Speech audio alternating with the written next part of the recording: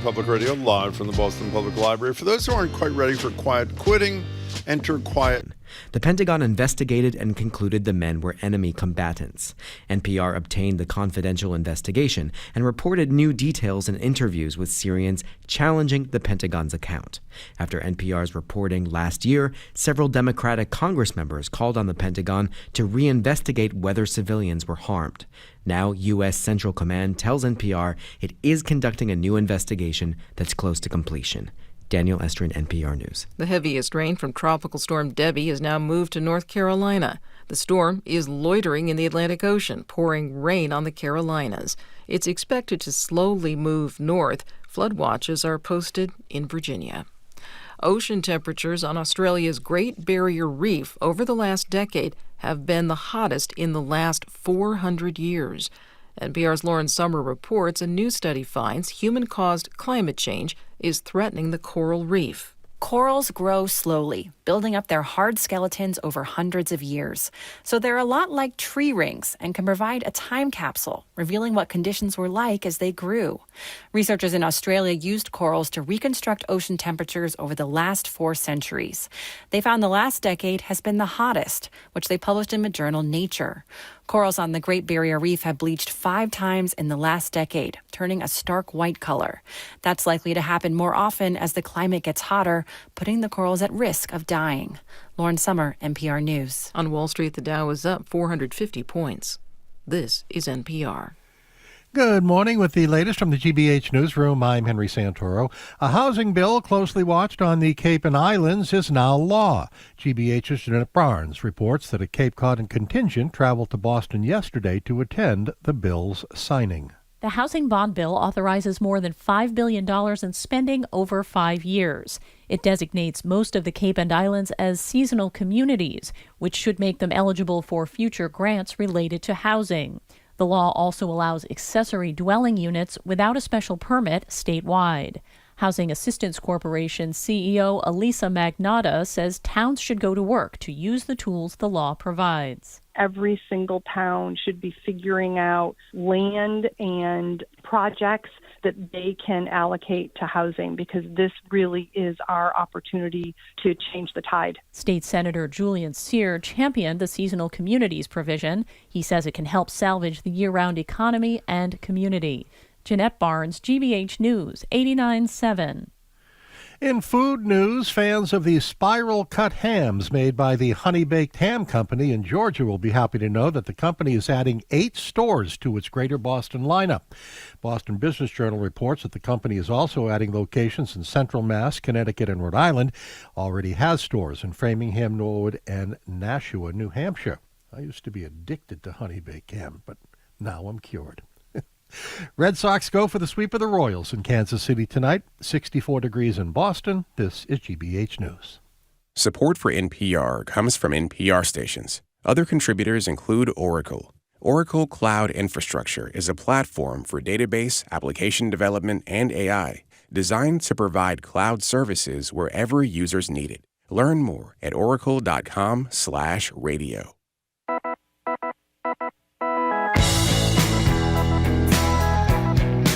Eastern Friday, I am Margery, and you're listening to Boston Public Radio, broadcasting live from the Boston Public Library and streaming online at youtube.com/GBH News. I want to mention, programming note, Jim, tomorrow Senator Elizabeth Warren will join us at the 11 o'clock hour at the Brighton studio. Good morning. Hey there. And by the way, at noon, you're not going to want to miss this discussion.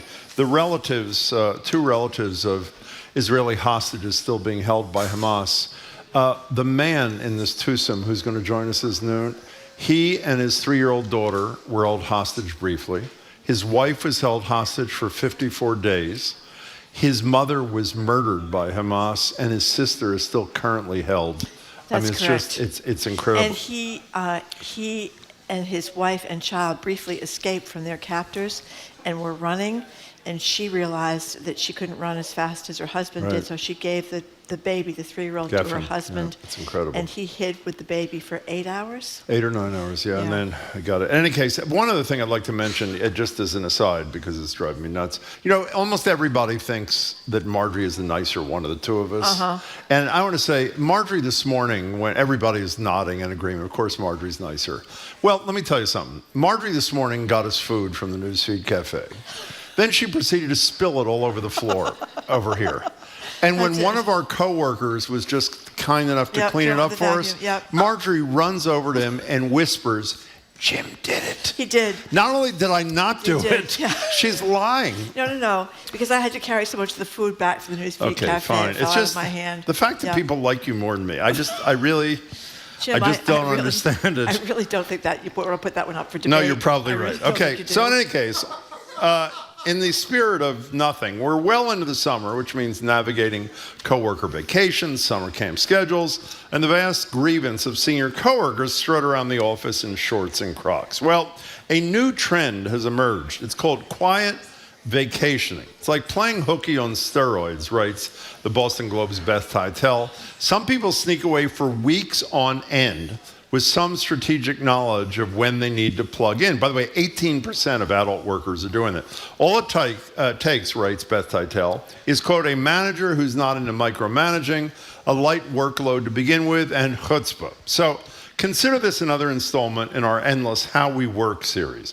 COVID dramatically changed the way we operate in the workplace, obviously. Have you kept some of those remote habits with you into 2024?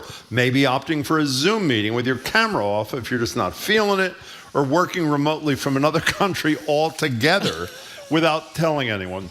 The number to text or call is 877-301-8970. Are you doing this? Be honest. And if you are doing it, why are you doing it? I know why. I'll tell you in a minute. And if you're not doing it, why are you not? 877-301-8897. You have a problem with this, Margery? Well, here's an example. I love this little example that Beth starts her story with. As far as her boss knew, this worker was dutifully stationed at her laptop in Boston, helping clients choose menus and diffuse delivery problems. But in fact, the 26-year-old catering operations manager was in New Mexico, biking past Walter White's house on a Breaking Bad tour, sledding the hills of White Sands National Park, and vibing to the best burritos for breakfast she had ever had in her entire life. This is what she was doing when she was pretending to be working. And you said it was 28% of employees. No, I said 18. I was wrong. It's 28% of all. I was wrong. 40% of Millennials, I millennials are doing this. So you okay with this? You're avoiding my question. You okay with this? Well, you're a pretty honest kind of person. I think, except for the crumbs on the floor thing. I think it's great if you do have that kind of chutzpah, but I can't see how you could really relax because you might get You'd be caught. worried about getting caught. And if you get caught, if you knew you couldn't get caught, you'd do it. Well, it's difficult. So the answer is yes, you would. I work on the radio, Jim. It would be difficult for me to do this from New Mexico. Well, every once in a while, you do a day from home. Every once in a while, I love doing a Theoretically day in from Brookline. home. What if it turns out, for example, you were in New Mexico instead? Would you feel an obligation to tell anybody? Well, again, I don't have to think about this because my radio equipment could not be in New Mexico. fine. Equipment has to be with you. But it is a question of whether it's unethical or not. Now, Lying is, I would say, is pretty much unethical. They don't necessarily lie. They just evade. Now, the companies can react to this 3 different ways. They can say, you need to prove that you're doing your job where you're supposed to be doing your job, or you're going to get fired. That's the tough love kind of thing. Or some employees say they don't care where you are as long as you meet your goals. You can do it from anywhere you want. Yeah, but you tell them. Well, they allegedly don't ask. So it's a kind of a don't ask, don't tell kind of thing. And then this other employer says, the younger generation works differently.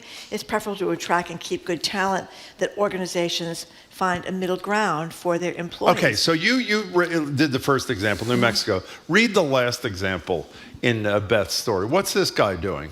Oh, this is the 55-year-old guy? I don't know who he is. Oh, yeah. What is he doing? This is a guy that skips out of his actual work to indulge his hobby, which is working as a background performer, an extra on movies and TV sets. He was supposed to be preparing this real environmental impact report for his job. Instead, he was pretending to be a state trooper in Rhode Island for a forthcoming performing James That's L. fine. Brooks comedy. But he said he wasn't doing anything wrong. He thinks that the practice he gets in acting makes the training sessions he does for environmental workers more interesting. So a lot of people have a lot of chutzpah, they do this. How about you?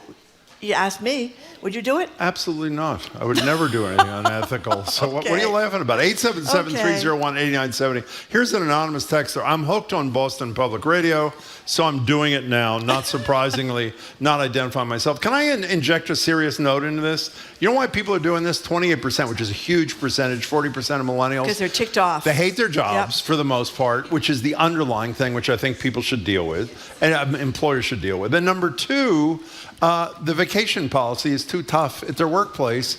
You're either looked down upon because you take a vacation, you don't have enough vacation. So while we can discuss the whole quiet vacationing thing, we should also discuss the cause. The cause for such a huge percentage of workers doing this is they are, let me be euphemistic, dissatisfied with their employment situation. I mean, the idea that you're supposed to have office face time all the time and supposed to be sucking up to the boss all the time and working endless hours and working after hours when you get home because you're still hooked up to your computer and your cell phone and stuff is become the way a lot of people are expected to work, and I think there's a lot of resentment there. Okay, here's a couple of texts right away on opposite sides. Excuse me, Margery, pretending to be working and not working as a name. It is called stealing. Whoa. It's beyond lying. You're taking money for not doing a job. Not cool. That's from Leo and Beverly.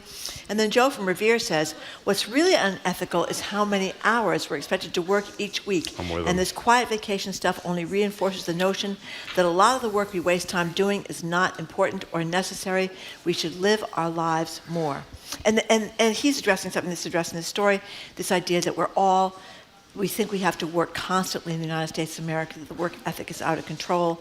It's not really a work ethic because you resent it, but the idea that you have to work endlessly to make ends meet is kind of taken over the country, wouldn't you say? Yeah, by the way, if anybody knows this firsthand, it's us. We're tortured. We have to work till 2 o'clock every day. It's not easy, Jim. I mean, it's really, it's brutal. It's a living hell. Brutal. Don't you think? 877-301-8970. So quiet vacationing, again, is where you say you're working, you essentially sneak away, go to another location, and do a little something, at least to cover your you-know-what, but not enough, and you don't tell your boss that you're where you are. You know, the flip side of this is if you're getting your work done, I guess, you know, what's the big deal? I mean, you are sort of lying by not affirmatively telling the truth, but if you're getting your job done, what the hell's the difference, you know? And it's also, as the story points out, not everybody can do this. I mean, we can't do this obviously because it's a we're on the white-collar radio. thing, right? Yeah, if you have to show up someplace physically, obviously it's not going to work. Dan from Oregon, what do you think, Dan? Hello, Dan.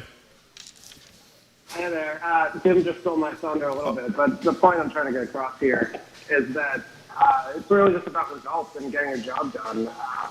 My boss was out for a week recently, and I had nothing really to do, so I did a ton of renovations on my house. I had a little vacation. It's just about the results, you know. It's not. I mean, How'd the renovations go? Oh, they're fantastic, Jim. You should check them out. Okay. You know, this connection is horrible, but I want to ask you one question before you go, Dan. When you're doing the renovations and you're getting your job done, whatever, does the employer know you're doing this, or your attitude is no harm, no foul? No, I mean, we communicate through Slack, and so it looks like I'm online, and nobody's alive. So. Looks like I'm online. Dan, you're an honest man. Thank you, despite not his real name. Thank you very much for the call. 877-301-8970. Okay, here's what this one lawyer did. She's 39 years old, and she said quiet vacationing is a way to claw back 8 paid holidays that were suddenly eliminated Stick it to the man. by new management. So in May, she visited her family in California. She blocked out hours on her calendar, leaving the impression that she was, say, at a meeting with clients, and not where she actually was, which is with her children, marveling at the remains of the mammoths and direwolves trapped at the La Brea tar pits, if I pronounce that correctly, in California. And here's what she said. We have such a work-driven culture that employers think the only thing you should care about is work, she said. That does not align with people's actual value systems. So there you go. 877-301-8970. Would you agree that post-COVID, we still haven't found the proper equilibrium in terms of how we should work, how employers should be treating workers, how much they have to show up at the office, how much they can do from a remote location? Well, it's sort of de facto resolved in lots of settings, but it seems to me it's still too much in a state of flux. But I think, to me, it's kind of obvious where we should go is to hybrid, if you can do it. right? Maybe you're at Honest work. hybrid. Yeah, you're at work Tuesday, Wednesday, and Thursday, and then everybody gets a long weekend of working at home. And I think that would be great for traffic. It would be great for stress. It would be great for people that have to commute those long ways. But you still get to know your colleagues, and you have that mentoring stuff at the office. So that seems to me a workable thing. 3 days a week. Well, you'd be a great employer, Margery. Thank you, Jim. You're welcome. James in Boston, what do you think? Hi, James. Hey, Jim and Margery, how are you? I think we're good. Thank you for asking. What's up? Good. And Jim, this is James. I promised I was going to call, and I'm finally calling. Where do I know you from? Bay State Banner. Oh, James. Oh, wait, Matt, I met you and your wife in the lobby. You're the artist, right? Yes. Hi, James. Oh, it's great to talk to you, James. What's up? Hey, so I wanted to call because I agree with Margery when it comes to a hybrid schedule. I think more corporate entities need to offer that because employees wouldn't want to actually try to do the quiet vacationing. They would feel like as long as I'm getting my work done, and if I'm working maybe 3 days in the office and 2 days out, then you're a bit more flexible. So I think companies should maybe switch. Hey, James, it's good to hear from you. You sent me an email, and I think I failed to respond. Send it to me again, and you'll hear from me. It's nice to hear from you. Hi to your wife, by the way. James, we met at the Bay State Banner thing. He does art for them, by the way. By the way, he is totally right, and you were right. And, well, sort of I am right, too. If there were fair workplace policies and people were treated well, they wouldn't do this quiet vacationing thing, some sort of hybrid system. If you can, we know certain people in certain jobs can't, but fair treatment, adequate vacation, no pressure if you actually choose to take your vacation, and then you wouldn't have to worry about this. Here's Anonymous. This is someone who says he does not want to get caught. I do this every day. I work remotely, and I do what needs to be done, but I go out to long lunches and early dinners all the time. Yeah. So there you go. And we used to have I'm not going to name you. Remember we used to have a coworker who would go out for lunch and never show up again? Remember? Don't say his name. Do you remember that guy? Yeah, I think he was doing some sporting kind of thing. Okay, fine. Here's By the way, Janet who wrote this little note about Margery's right? Who wrote this? Okay, this is Zoe. Said, Margery's right. I just said that. And through the transit of property, that always also means Jim's right, too. Oh, that's very nice. That is actually, that's very a fair... Nice. Another texter wants to know how it's different from Margery baking when she's on the air. By the way, Margery's going to deny this, I know, but I'm telling you, when she is at home, what percentage of the time that you're working from home are you wearing an apron? Tell the truth. I'm wearing an apron a lot. A lot. So why are you wearing an apron? I like to wear aprons around the house. And because you're baking. Yeah, I figured I don't like to do it if I'm on Zoom because people are wondering why am I wearing an apron if I'm on Zoom. But you can run over before the show starts or after the show's over and throw some dishes in the dishwasher or clean some pans, and you want to have your apron on when you're doing that. Now listen to this. This is from Dan in Melrose. It sounds a little hostile. This is why we're running out of trade workers, plumbers, electricians. Why work hard when you can get paid for doing nothing? That's what Dan. Well, that's a pretty rotten attitude. Well, I mean, you can't do this if you are. He's right, though. You can't be doing this if you're a plumber, you're an electrician, or you're a contractor, or somebody that's doing jobs you actually have to physically show up Well, at. except Jamie just reminded me of a story we told him. We're not going to tell you this guy's name because we love him. At our old radio station, we used to work with this guy. Report. Okay, now you would say, like those workers, he obviously can't do this because he's got to be following the traffic. Well, one day he had a dentist appointment. And he needed to go to the dentist. So what did this guy do, Margery? He pre-recorded the traffic reports for the rest of the day. For the rest of the day. So essentially, we were playing traffic reports that had been taped at 10 o'clock in the morning, at 3 o'clock in the afternoon. Yeah, it could have been a problem if there were a 5-car pile-up on 93 South getting out of Boston. By the way, he's one of the sweetest men ever. He just had a tooth problem. He had a tooth issue. But how stressful is that? The chances of there being an accident or a backup or somebody gets a flat tire or something on the expressway, and then you don't have it in your traffic report, and then your boss is going to say, hey, you said it was clear sailing at 3 o'clock in the afternoon. Should we tell? No. No, I'm going to tell the truth about one thing. What? Margery's not going to like this, but we got to be transparent. We are taping 2 shows for November. One in which Harris wins and one in which Trump wins, so he can take the day off, and they'll just play. 877-301-8970. The underlying question is prompted by Beth Teitel's fine column about quiet vacationing, where you essentially say you're working, and you may be working at least a little, but you're not working where the boss thinks you're working. You're in New Mexico or somewhere around the world. Some argue, like that first caller did, that as long as you get the job done, what the hell's the difference? Pat in Cambridge, hi. Hi. So, long-time listener, and this topic today is really funny to me because when I was working in a very ambitious job, Yeah. I would be on vacation and working. And my sister, one time, we were on a vacation, and she said to me, if I see that computer again, I'm throwing it out the window.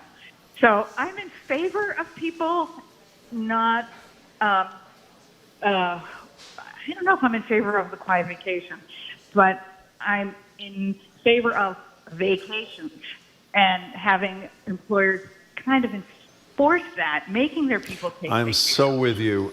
By the way, Pat, do you know, I should have said this earlier, not only do we get fewer vacation days in this country than I believe any other Western democracy, we take fewer of the fewer days that we actually get because of pressure, because of guilt, whether it's peer pressure, employer pressure. And there are some companies, I actually wrote a Globe op-ed about this a couple of years ago, but there are some companies that affirmatively reward employees who actually take vacation because they know it's not just good for the employee, but it's good for the company because it's good for your mental health and your work-life balance. So, Pat, it's a great point. I'm glad you made it. Thanks for the call. 877-301-8970. Here's Ollie in Tiverton. I have no problem working remotely. I get my work done and my boss never seems to notice. In fact, I've often brought my laptop to the Boston Public Library to watch your show.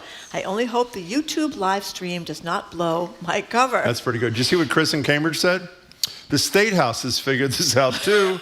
They're on a 5-month legislative vacation, which is exactly what they are. I got a couple more. That's a good one, Chris. John in Oxford. Quiet quitting was not invented by the millennials. Baby boomers call it retirement in place, or RIP. And then here's a worker who seems like... RIP. Yeah. That's pretty good. Who is not that happy. We should always lie to our bosses and managers and do the least amount of work we possibly can without getting fired. Why should I care about them? They certainly don't care about us. Well, a huge part of this is sticking it to the man thing. Everything we talk about workplace ethics, Yep.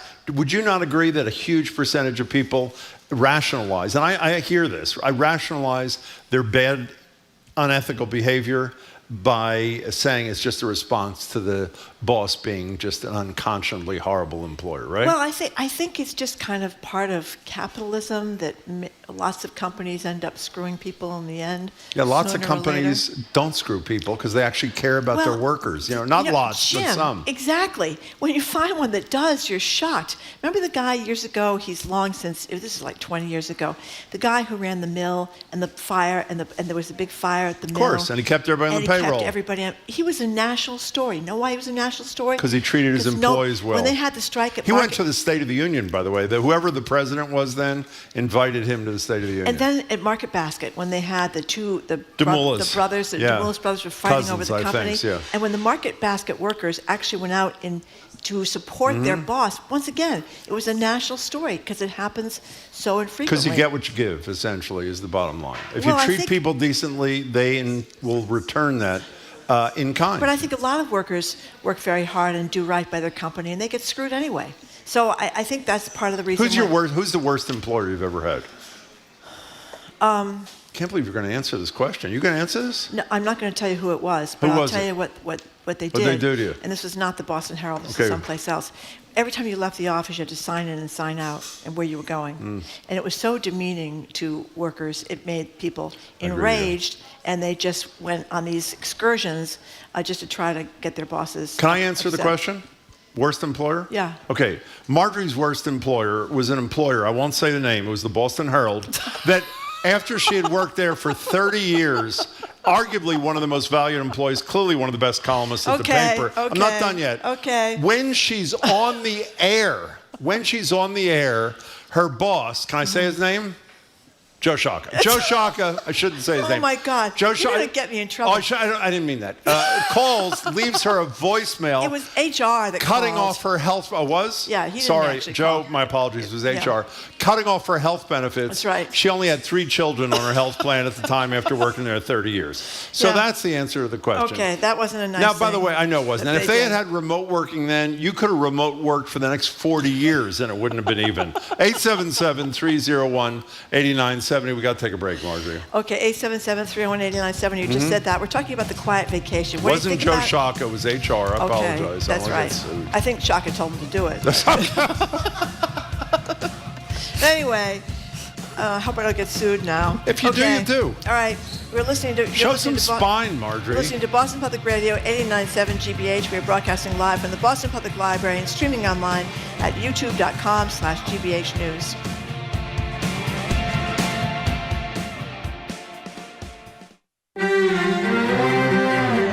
In the UK, law enforcement officials say that violence against women has reached epidemic levels, but some say the police are part of the problem. Many victims of and survivors of these offences do not come forward and report it because they don't have the trust and confidence in police. The conversation around the role of the police when women face violence. That's next time on The World. This afternoon at 3, here on GBH News 89.7. Our programs are made possible thanks to you. And the Adventure Park at Heritage Museums and Gardens. Zip line and climbing trails for all ages, 7 days a week this summer, rain or shine. More at myadventurepark.com. And the Office of the Massachusetts State Treasurer. The Unclaimed Property Division is holding unclaimed funds from medical bills, uncashed paychecks, savings accounts, and more. To see if you have unclaimed money, you can visit findmassmoney.gov.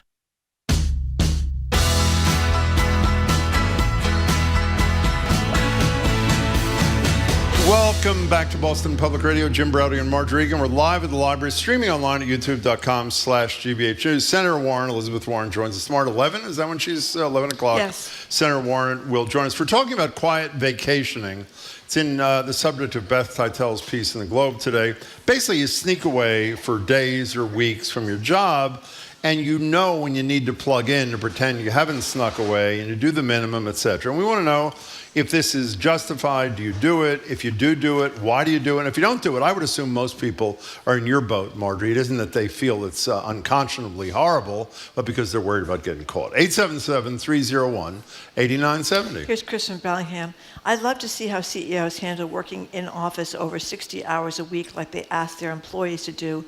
If a CEO can do Zoom meetings from Tahiti and still get millions in bonuses, I think I can take a 2-hour lunch break working from home. Well, isn't that exactly what we're talking about? Let's go to Benjamin in Framingham. Welcome, Benjamin. Hey, how are you? I think we're good. This is your turn. Go. Okay. Maybe we lost Benjamin, him. this is where you speak. He may be gone. I say hi, you say hi, then you talk. Go ahead. Okay. I think he's actually, he's gone, Jim. We'll try again in a second, Benjamin. There may be a phone kind of thing there. Julia in Arlington, hi. Oh, it's going well. Hi. Oh, you are there. Hi. I don't have a story of quiet vacationing myself, but my point is more around how do we, this has already been brought up, but how do we normalize value of different jobs between salaried workers, hour workers, where, you know, the ability to do this is extremely different, and then industries where, you know, we as a society depend on both styles.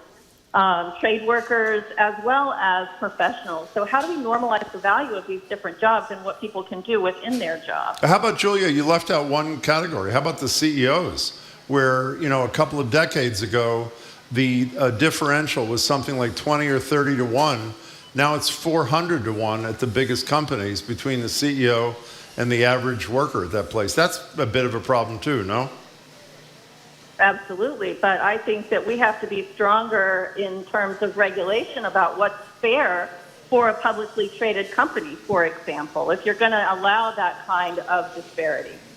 I'm with you, Julia. We have to be stronger about that. I agree. Good points. Thank you very much for the call. 877-301-8970. You know, this is a good tip from a texter. Says, just make sure you know what time zone you're in and what time it is. That's a very good point. Where your office is located.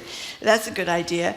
And then this is someone who wants to be anonymous, but she says, I work for several social service agencies, managers and directors who were and still are on vacation at work.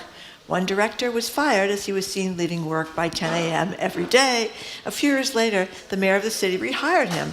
Another manager wrote a book at work, and the IT manager saw it on the server. The writer then asked employees to please buy the book. So there you go. Benjamin in Framingham is back, we hope. Are you there, Benjamin? Hi.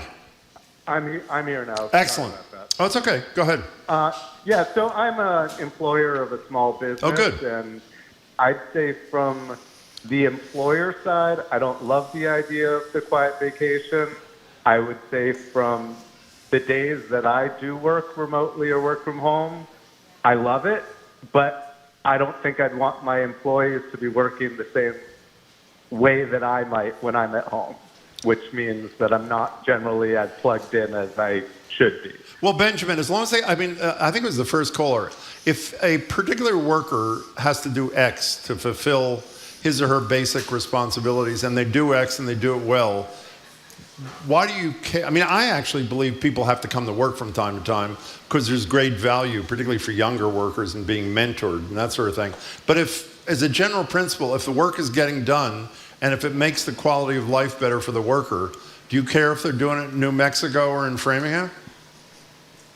Well, I totally agree to a point, but I feel like there's often a lot more that can be done.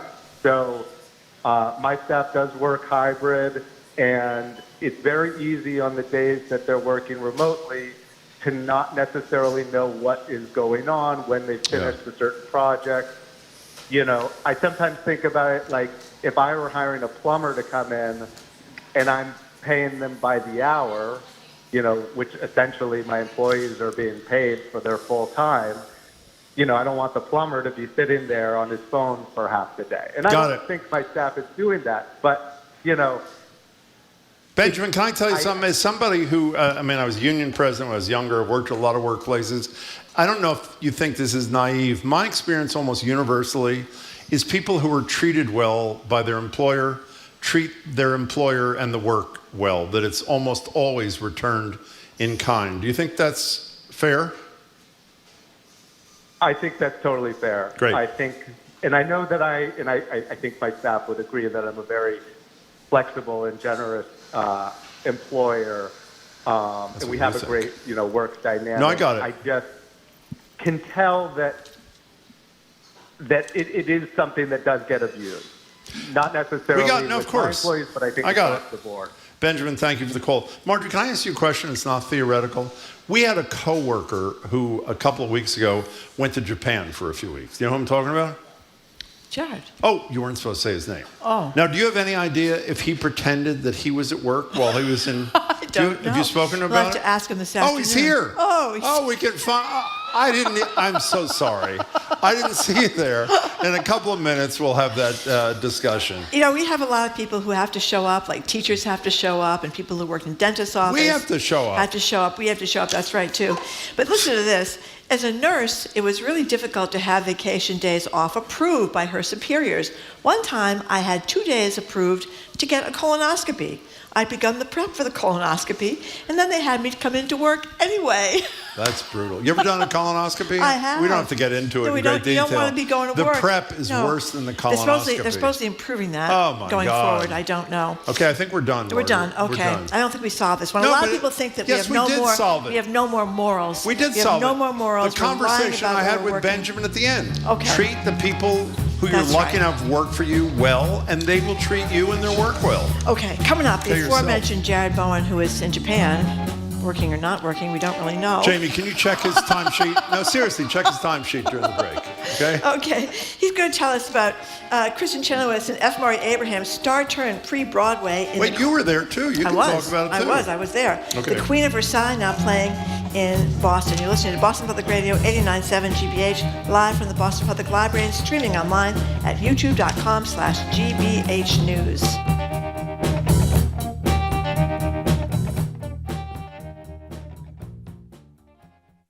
I'm Jared Bowen. Coming up on The Culture Show, Dwayne Betts was incarcerated at age 16. He was in prison for 8 years. What got him through it? Books. Through his organization, Freedom Reads, he's on a mission to make books accessible to everyone behind bars. And in a first, Freedom Reads has launched a literary prize, where all the judges are currently incarcerated people. He joins us to talk about the winning author and the book that resonated most with the judges. It's all here on The Culture Show today at 2 on 89.7 GBH. Support for GBH comes from you. And the Foundation for Chinese Performing Arts, presenting 15 concerts at NEC beginning on August 8th. August 17th is the Fu Zong International Concerto Competition. Details at ChinesePerformingArts.net. And Eversource, committed to helping businesses reach sustainability goals and lower their energy use through energy assessments and custom recommendations. Learn more at eversource.com.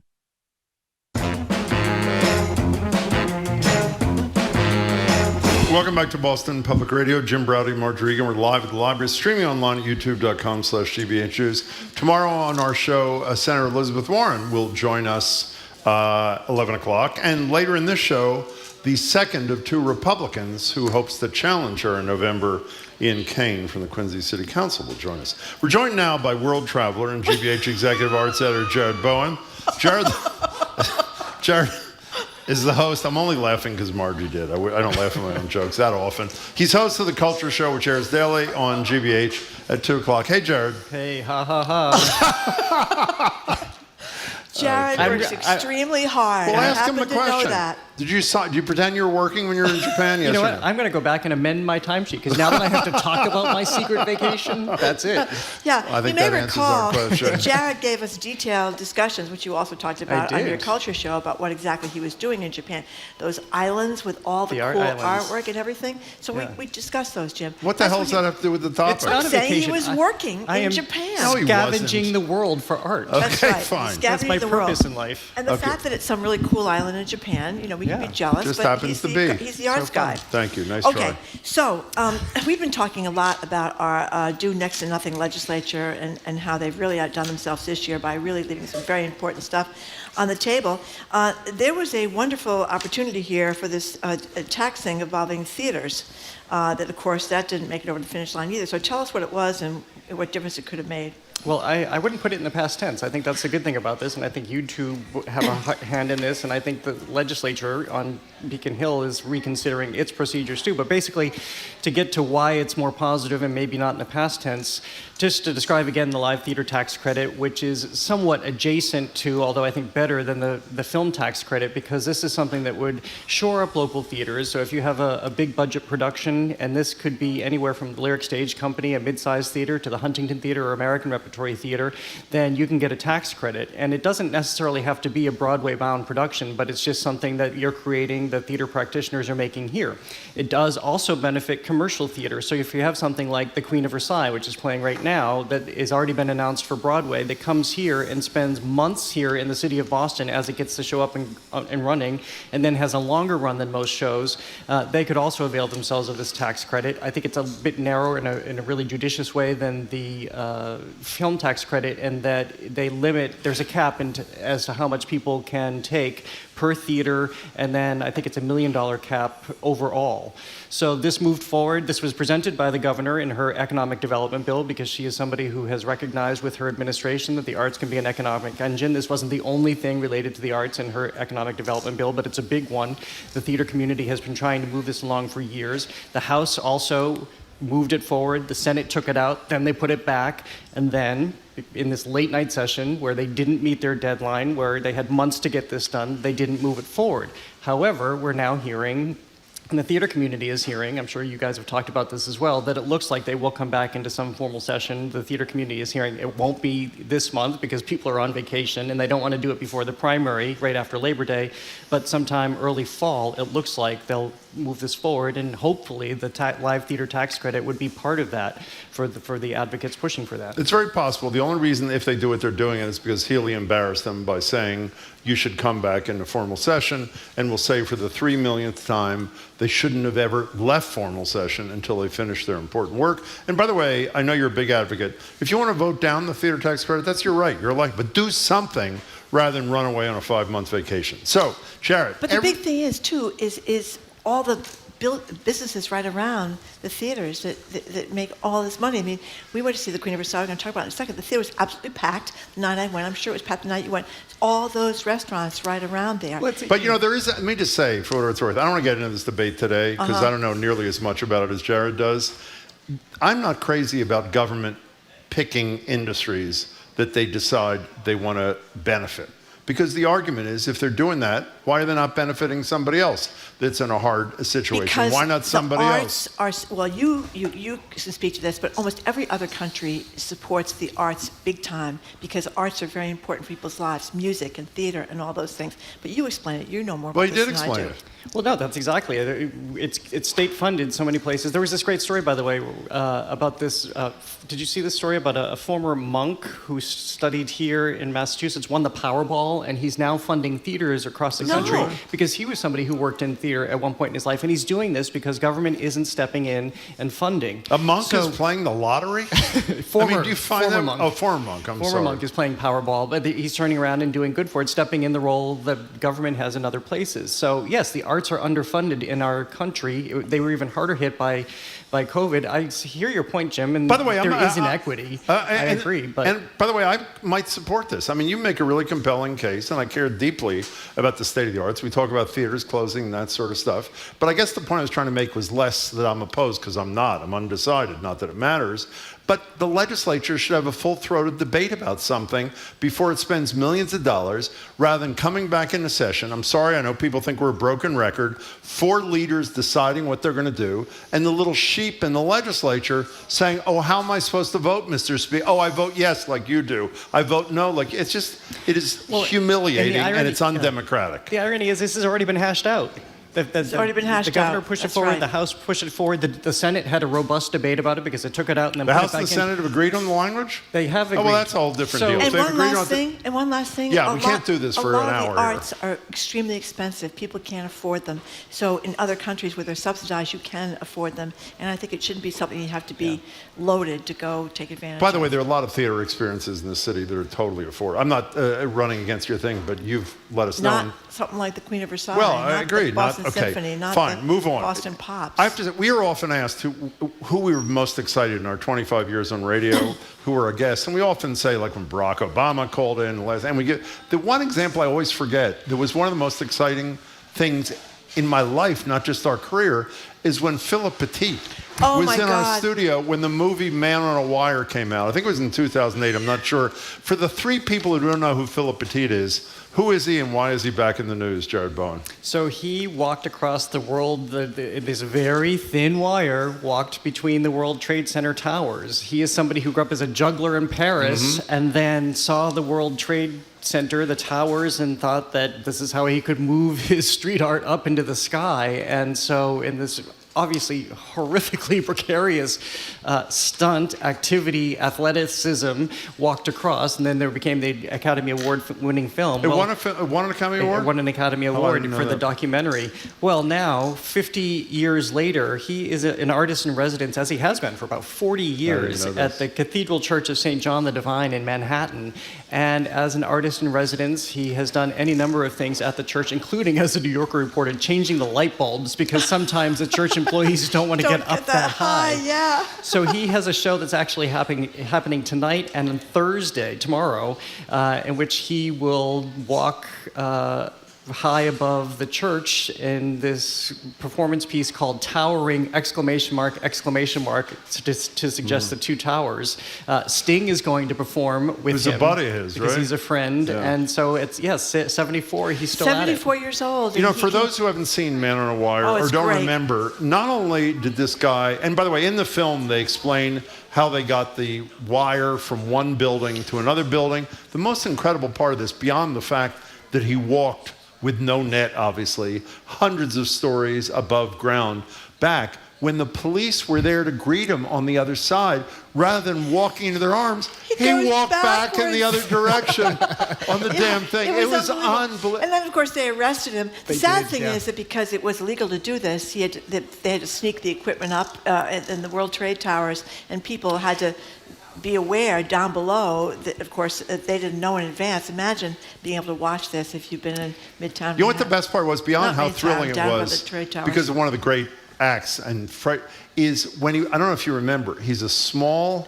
quiet man who, when you look at this guy and you say, this is the guy who had it in him to do one of the most incredibly courageous acts of all time, and he's 74 and still doing it. It's pretty great. I put that film, by the way, in the category of Rear Window, where I hated watching Man on Wire because you thought he was going to fall, even though we knew the truth. I'm totally even though with you. every time I watch Rear Window, I know she's going to get out.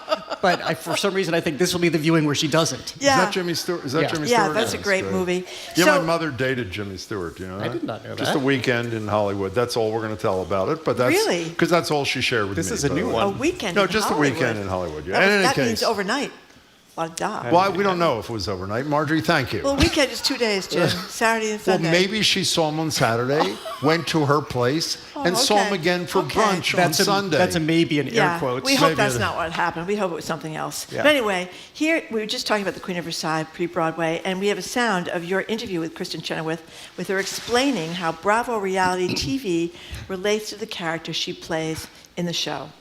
You're looking at a person who you probably would be shocked to learn that I am a complete Bravo junkie. Like, I like to watch The Housewives because A, it's a train wreck. B, I feel better about my own life. C, I can sit in the privacy of my own home and judge them. But really, should I be doing that? Doing this role and this show has really made me look at these women. Right now I'm watching the New Jersey Housewives. And I'm like, what's really going on in their own life that we are not seeing? She's such so a fabulous. A hot ticket. Yeah, she is. So what do you think of the play? You and then you, Margery. I haven't seen it yet. What did you think, Jared? So Queen of Versailles, just to back up, it's playing at the Colonial Theater through August 25th, and this is the theatrical adaptation of the documentary from, I think it was 2012, about Jackie Siegel, who married up. She married the billionaire, the timeshare king, David Siegel, and they were in the news because they wanted to build the largest home in America to the tune of about $100 million in Orlando, Florida, based on the Palace of Versailles. So then we have the Queen of Versailles. So the great arc of the documentary is that they're documenting them wanting to do this. And then all of a sudden, the 2008 financial collapse happens, the Great Recession happens, and suddenly this couple finds themselves really strained. They're strained in resources, they're strained in marriage, they're strained in family. So all of this is portrayed in the musical where Kristen Chenoweth plays Jackie Siegel. I think there's just such exquisiteness in her performance. Hers is divine comedy. Every gesture, glance, and tone is rich and royal in and of itself. F. Murray Abraham plays David Siegel. Does he sing? Yes. He's saying Sing-ish. Singing, talking. But it sounds good. I was thinking of you when I saw that because we were talking about that. And so what I think succeeds here, and if you go back and watch the documentary, you actually feel for her. She's not just a total villain for the fact that she's somebody really wealthy and along with her husband is trying to build this home. But as the show explores even more, the fact that she grew up in this lower middle class home, she grew up in an age where women weren't expected to be in the computer sciences and were mistreated for that. So she moves out of studying computer science and trying to get a job at IBM where she's not treated well, is in an abusive relationship. That is dealt with in the show. And then sees another avenue, another way to go up. And as the song says in the show, by the way, the music is Stephen Schwartz, who wrote Wicked, so this is a re-collaboration between Schwartz and Kristen Chenoweth. She wants to be American royalty. Yeah. And so I think you kind of feel for her. You understand this, setting aside some of her just total lack of awareness and saying things like when the economic bailout comes, she thought it was supposed to be for regular people like her and her husband. Again, trying to build a $100 million home. So there are great dimensions here. This is pre-Broadway. They'll rework it, and I think it becomes a little cluttered as they try to render the documentary too much by having cameras and screens on stage. It becomes a little crowded. I think they still need to figure out how they're going to keep the focus on Jackie Siegel, because especially portrayed by Kristen Chenoweth, she is the focus. But this is still a great show, and especially to see, again, the divine Kristen Chenoweth. Yeah, the state, when they had the Versailles-like thing with people in the costumes that they would wear back in the days, I think it was Louis XV that was in 14th, yeah. 14th was in, excuse me, the 14th in Versailles, so that was really great. And they had some extraordinary young talent. I think one of the actresses was 19 years old, that played one of the daughters or one of the cousins or something, doing these songs that were spectacular. I think nothing should be longer than 2 hours, including the intermission. So I was a little distressed. I thought it was a little bit too long. It's hard for people to go see things that are that long, I think. But just shorten it a little bit. It would have been great. Yeah, and they'll do that, but it's no reason not to see it. And that set, I have never seen a set like that before. Spectacular. Ever. Yeah. Spectacular. Yeah, all the paintings that would have been in Versailles. And then this unbelievable, like, marble-looking staircase that goes up about 50 steps. I mean, it's gorgeously done. All that and a cute dog, too. Okay. Oh, the dog was A live great. dog? A live dog. It's like A Ryan live Landry's dog Dolly is in Yeah. all Ryan Landry's stuff, which he's a great performer too. So Rooted, a film that is part of the Martha's Vineyard African American Film Festival, I think playing tomorrow, correct? Tomorrow, yep. Okay. What about it? This follows the plight of Jermaine Jenkins. It's really an extraordinary story. We talk about food deserts. We know that we have this issue here in Massachusetts where grocery stores are not in certain communities and people have to travel miles and miles and miles. Often people who are low income and don't have a car, so they're getting on a bus or any means of public transportation to go do their grocery shopping. It doesn't allow you to bring a lot home. It just becomes, as she points out in this documentary, it becomes very expensive to be poor. So she recognized this years ago in North Charleston, South Carolina, and she founded Fresh Future Farm. She saw this vacant city lot that was next to an abandoned school, and she started a farm there. And suddenly she was able to create fresh vegetables, really cheap prices for everybody in the neighborhood so they could eat well. Because she's described this as, she likes to use the term food apartheid and not food desert because, as she says, this is something that is imposed on people. There are people deciding who can eat what and how. And so this documentary tracks her having this farm and then trying to keep it going because she faces gentrification. As she points out in the film, as she had this plot of land, everybody else wanted it after she already had it. And so she's battling the city officials. She's battling another nonprofit, which doesn't want her to give her a long-term lease, longer than 10 years, as she thinks she needs more than that to keep this farm going.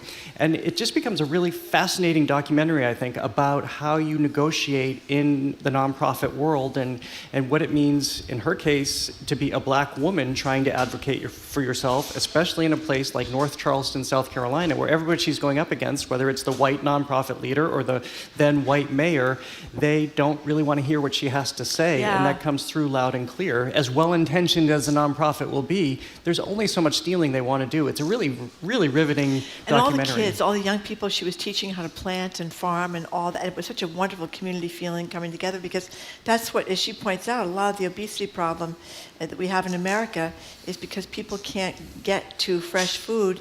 I think she said it was 15 miles to get to a nice grocery store, and people don't have cars, et cetera. How are you supposed to get there? No, and then you can't, because you can only make so many trips, then you're not buying fresh produce, you're buying more processed foods. And by the way, she had no knowledge of farming or how to do this at all, but she talks about tapping into her ancestral muscle memory. That's right. And this is how this all comes to the fore. Here's a little bit of sound from the trailer to Rooted. When we came up with the idea of Fresh Future Farm, we went to the city and told them that we were going to take a vacant lot, turn it into a farm, create jobs and beautiful produce at the same time, and a grocery store in a place where there hasn't been one in over 11 years before we started. Here is someone local who understands this is something I can do something about. This food injustice fight is more important than the Black Lives Matter movement. It's more important. So is this the only place you can see it tomorrow in the Vineyard? This is actually, it's a really great chance to get a first glimpse of this film at the Martha's Vineyard African American Film Festival because it's just launching into the festival circuit. It's a really good film, especially for a first time out. Okay, Jared, we only have a couple of minutes, but it's worth talking about this book prize that, to say the least, is rather unusual and the first of its kind. What is it? Yeah, this is really exciting. So Reginald Dwayne Betts is somebody who was imprisoned for the better part of 10 years. He is somebody who committed a carjacking at age 16, and because of the nature of the crime, he was tried as an adult and then went into prison for about 10 years. And he spent a lot of time in solitary confinement, and he will tell you he's long out of prison now. He is a lawyer, he's a poet, he's a writer. He will tell you that books saved his life in prison. It got him through that time. So now that he's an advocate on the outside, he's also founded Freedom Reads, which is an organization that wants to get books into the prison libraries across the country often not easy to do, but he's making a go of it. So they have done something pretty original outside of France. I can't see anywhere else where this has been done, but they've just launched this inaugural prize. It's the Inside Literary Prize, and the judges for essentially their book of the year are incarcerated people. And so they had more than 200 incarcerated people in 6 states vote on their favorite book, and they just announced the book, and it's Imani Perry's South to America, A Journey Below the Mason-Dixon to Understand the Soul of a Nation. And again, I think this is really significant because you don't have this population of people who really have a say in culture the way this allows to happen. So, and you see of the 4 finalist books that they were reviewing, this is the one they chose, which is a story of Imani Perry, which is part biographic, part poetic, part critic, social critic that is, but her travels through the South trying to understand herself, her family, and the American South in this book. By the way, the prize was $4,860, as it says in this piece in Black Enterprise. It holds significance because it amounts to 5 years of work at 54 cents an hour, which is what Betts earned while working at the prison library. So good for them. That's great. So what are you doing at 2 o'clock there, Jared Bowen? We will be speaking to Dwayne Betts, actually, about fabulous. this to great. learn more about it. But also writer Ethan Gilsdorf. Oh, I know he's been on with you us. as well. Yeah, he's great. So just speaking of things that got him through periods of life, this is the 50th anniversary of Dungeons and Dragons, the game. 50th anniversary? 50 years. Wow. So he talks about how the pivotal role that game had in his childhood. And then Mass Art President Mary Grant will be on to talk about whether we should be bringing the arts back into the Olympics, because there used to be medaling for the arts and sculpture, poetry, literature, music. Yeah. Wow. So what state are you doing the show from this afternoon? Can you tell us or not? Just check out my timesheet later. Okay, fine. When I put in my travel expenses. We'll be listening. Jared Bowen, great to see you. Thank you so much. Good to see you. Thank you very much, Jared. We have been speaking with GBH Executive Arts Editor and host of The Culture Show, Jared Bowen, all of what she does inside the GBH studios and the Boston Public Library. I just want to be clear about that. Coming up after the noon news, Jim mentioned this before, we're going to speak with relatives of Israelis still held hostage by Hamas and talk about their tireless and very frustrating efforts to get their family members home, including a sister and a cousin. And they're trying to recapture at least a little bit of the normalcy and security that they lost on October 7th. You're listening to Boston Public Radio 89. To Boston Public Radio with Jim Browdy and Margery Egan. Just ahead, more smart conversation about what's going on in our community. That's right after an NPR news break, here on GBH News 89.7. Funding for our programs comes from you. And Revision Energy. Sunbug Solar is now part of Revision Energy, a solar installer committed to being a renewable energy partner for New England and working to fight climate change. Learn more at sunbugsolar.com. On the next Nova, meet the people leading new efforts to shape the future of the Gulf of Maine and our oceans. Watch Sea Change, the Gulf of Maine, tonight at 10 on GBH2. I'm Henry Santoro, news anchor and host. And you Join us. All that next on Boston Public Radio 89.7 GBH, live from the Boston Public Library. Live from NPR News, I'm Lakshmi Singh. Vice President Kamala Harris and Minnesota Governor Tim Walz are making campaign stops in Wisconsin and Michigan today, a day after Harris introduced the governor as her running mate. NPR's Tamara Keefe says both Midwestern states are key swing states. There is a whole new vibe as the Harris-Walz ticket begins campaigning together. Thank you for bringing back the joy. That was Walz, who will join Harris on stops today in Eau Claire, Wisconsin, and Detroit, Michigan. In Wisconsin, they'll be joined by the band Bon Iver. And in Detroit, the list of where it first made landfall as a hurricane. NASA holds a news conference this hour, a day after it announced the launch of SpaceX's Crew 9 mission is being delayed until September 24th at the earliest. It marks another setback for NASA's commercial space program because a 2-person crew of Boeing's troubled Starliner spacecraft is still at the International Space Station nearly 2 months longer than NASA had intended.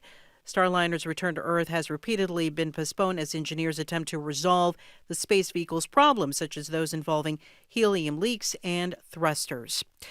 The National Transportation Safety Board is hearing a second day of testimony in Washington about Boeing's safety record this month after a door plug blowout during an Alaska Airlines flight earlier this year. Here's David Shaper. Transcripts of interviews with Boeing workers indicate they were under intense pressure to speed up production. One said it was always go, go, go. Another said that's how mistakes are made. People try to work too fast. And others say they were pressured to perform work they weren't trained to do, including management project to help prevent forest fires and ease the effects of climate change. There are also concerns that the use of herbicides after recovering from life-threatening injuries. New England Aquarium staff, as well as Senator Edward Markey, helped nudge one loggerhead and 4 Kemp Riley turtles toward the water before an enthusiastic audience. Here we go.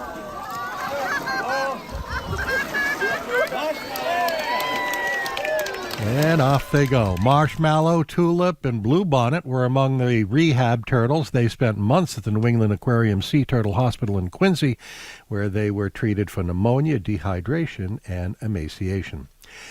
On this day in 1961, President John F. Kennedy, signed a bill authorizing the establishment of the Cape Cod National Seashore. 66 degrees in Boston. This is GBH News.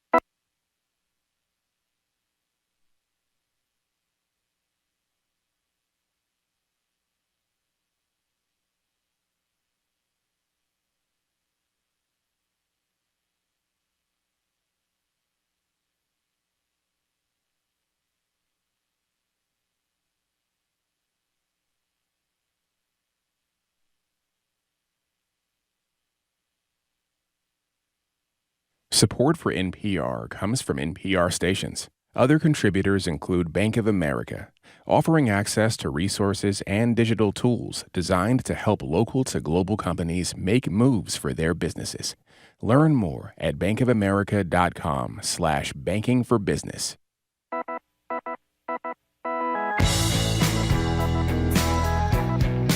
He's Jim Browdy. I am Margery Egan. You're listening to Boston Public Radio, hour number 2, 89.7 GBH. We are broadcasting from the Boston Public Library, as we do every Tuesday, Wednesday, and Friday, and streaming online at youtube.com/GBH News. We want to mention that Senator Elizabeth Warren will be joining us tomorrow at 11 in our Brighton studio. And we also want to mention that our daily recounting of what our do next to nothing legislature has not done now will take place at about 12:30 today. Hello again, Margery. Hi. When Israeli Prime Minister Benjamin Netanyahu invited our next guest to fly to Washington for his address to Congress, he considered joining him, hopeful of a hostage deal that would bring his sister Carmel and other hostages held by Hamas to safety. But Alon Gat did not go. A deal has not happened, and his sister Carmel is still being held by Hamas, hundreds of days after militants attacked Israel on October 7th. Alon Gat's mother was killed by Hamas as well. Alon is here now with Maya Roman, the cousin of Alon's wife Yarden, who, as you know, was also held for 54 days in captivity, eventually released through the efforts of her family and others. Alon and Maya and Yarden's brother Gili, who's here in the audience, have been working tirelessly to advocate for the release of the remaining hostages held in Gaza and raise public awareness about the dire conditions of the hostages being held there. Maya is a social activist, entrepreneur, and the founder and publisher of Politically Correct, a feminist news organization in Israel. Alon is a tour guide in Israel. Maya and Alon, we really appreciate you giving us some time today. Thanks for being here. Maya, let's start with you. Why are you back in the United States? We're back because we want to make sure everyone remembers the issue of the hostages, and because we want to remind the world that we need a hostage deal right now. Unfortunately, we feel that our government is not prioritizing the hostage deal as it should, and we need any and all pressure that we can on both our government and Sinwar and Hamas. So we're here to really try and utilize the leverage points that we have already created, whether it's in the media or speaking to legislators, and trying to, do what little we can. I think this kind of the past couple of weeks really show us, make you feel a little bit insignificant when you see how, the big events taking place that kind of shift the chances of a deal happening. But we're still trying. Alon, if you expand a little bit, why did you ultimately decide not to travel with Netanyahu? Well, I was sure Netanyahu is coming here to the States to announce that he's going to seal that deal and going to bring all our loved ones back home. And when I understood he's not going to do it and that I can't affect it with him on that flight, I said I'm flying beside him, but not with him. I'm going to fly on my own, and I'm going to be in front of him in the Congress. So you will see that there is still families, and all the families that are fighting for bringing their loved ones home. You were arrested during the speech, weren't you? I was arrested. For what? For wearing a shirt that said, "Seal the deal now." That's it. That's the reason why I was arrested. While Bibi was on his speech, talking to everyone, I was taken from the gallery, and he didn't do anything about it while he was speaking, and later on as well. And now I was handcuffed. The last time I was handcuffed was on October 7th by Hamas terrorists. And I can't tell you the feeling of being handcuffed again, being not able to do anything, while understanding that my sister is going through all of that for 360 days, more than 300 days, and now she's suffering. Right now, in that second, she's suffering. And when I was handcuffed, I said, like, what is going on? I'm trying to save my sister. I'm trying to take all the hostages out to help them be free. And I'm being handcuffed for just saying, I want this deal to be sealed. We should just say, we're going to return to this in a minute so just people understand what Alon is talking about on October 7th. Not just your wife, Yarden, but you and your 3-year-old Geffen were all taken hostage. And we'll discuss in a few minutes, you and your kid were able to escape, but obviously Yarden was held for 54 days. Yes, and before we do get to all that, tell us about your sister, Carmel. So Carmel, she's a caregiver. She's an occupational therapist. All her life, she was taking care of other people, and this is her essence, I could say. She's my big sister. She was always taking care of me. She was always a role model for me, giving me other perspectives on life, and she's also a fighter. So I'm now missing her of being in my side, helping, saving her. So I think she could help a lot in achieving the efforts of releasing the hostages. I read where she was teaching yoga classes and meditation Yes, because classes. when Yarden was released in the humanitarian deal after 54 days, in the same deal, there were 2 other hostages, youngsters that were with Carmel in captivity, with my sister. And they told us that Carmel initiated yoga practices and mindfulness with the other hostages, and that they helped each other raise their spirit. And after 50 days, they were released. The terrorists shut the door behind Carmel. And from she was on the next list, I understand? She was supposed to be released the day after, or day and a half after maximum. This was the end of the women section in that deal, and it was the deal was stopped by Hamas, and from that moment we don't know where Carmel is, and we just know that she's not with the hostages that she was before. And that maybe she's by herself, she's alone there. And we know about everything that the women are going through in captivity, about the abuses, about the rapes. And my sister is over there by herself. And this should be over way before, but now it can be over. in a deal that can be sealed right now. And we know now that it can be stopped by sealing this deal. And this deal, everybody is agreeing that you need to seal that. And the one stopping that is now is from both sides. We have Sinwar, and who is the head of Hamas, and he's a brutal man, and he's the one responsible in that side. But we have our side, and this is our government, and we are understanding now that all the Minister of Defense, all the defense professionals are saying now that you can get to a deal, and that Benjamin Netanyahu is now holding the cards and not really cashing the check that he needs to cash now.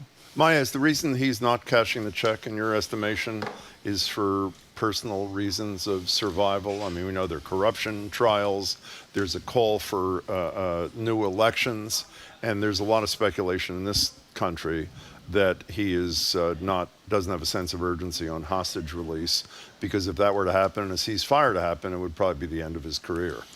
I mean, you can interpret it many different ways, and it depends how critical you are of Netanyahu. How critical are you? I'm very critical, personally. But I think at the end of the day, he is obviously postponing the deal, whether it's for his personal political gain or because he thinks there are other priorities for the war. It's anyone's decision. But I think eventually he has to come up and tell us, listen, I've given up on your loved ones. At least tell us, like, to our faces if that is actually what you're doing. Because we know that a deal is possible. And as Alon said, every single head of our military professionals have told us that it will not harm our security. And he seems to be constantly delaying it. I will say that, if you want to be more generous in your interpretation of him, you could say that he is trying to get more out of the negotiation, and he now knows that we have a little bit of an advantage in the negotiation. But it should be noted that it was his idea and his proposal that the military pressure will allow us to sign a deal. That was the reason why he kept saying we need this war, we need this military pressure to bring us to the point where Sinwar is willing to sign the deal. And we have reached that point in July. That is when all the heads of the security told us we're at this point. And so now he needs to prove to us that that was really his intention and that it's going to work. Well, also there's a history in Israel before this recent horror of hostages first. No matter what we have to do, no matter how many prisoners that we or other countries hold, even if it's to get one person home, as happened several years ago, that's the goal. There was this thing with you, Maya, for one more second. There was a story in the New York Times the other day suggesting that Netanyahu's tactics are backfiring, not only in terms of the long term and the radicalization of Palestinians in Gaza who have lived through the deaths of thousands of their sisters and brothers, just like you did on October 7th with 1,200 there, but also that Hamas may come out of this stronger because of that radicalization as people who have to live in the country that is constantly under threat of attack. How much does that worry you? It worries me a great deal. I think that there was a recent piece in the New Yorker about Yehia Sinwar, finally explaining who this person is and his radical nature. And I think, we can't take all the blame because we are dealing with a jihadistic radical organization that creates a problem for the world. I don't think the world has figured out how to handle this kind of terrorism successfully yet. At the same time, I don't want to live in a country that's constantly at war. We have a lot to lose. Israel is a Western country. A lot of us, value our lives, our quiet, nice lives. And right now we've been in a war for almost a year. And without bringing back the hostages, none of us are going to feel any kind of safety again, I think. And so the situation is quite dire. That's the voice of Maya Roman, her relative, and the sister of Alon Gat, our other guest today, is still held hostage. Alon, we heard the story of what happened to you on October 7th, and we saw Yarden on 60 Minutes talking about what happened that day. We have a little clip of the sound of her when she talked about how after being captured, you were able to get away briefly, but she couldn't outrun the captors and passed your little girl to you, and you escaped with your daughter, but she did not. Here she is. and we just jumped off both sides and started running. You had Geffen. I had Geffen on me. I'm not a good runner.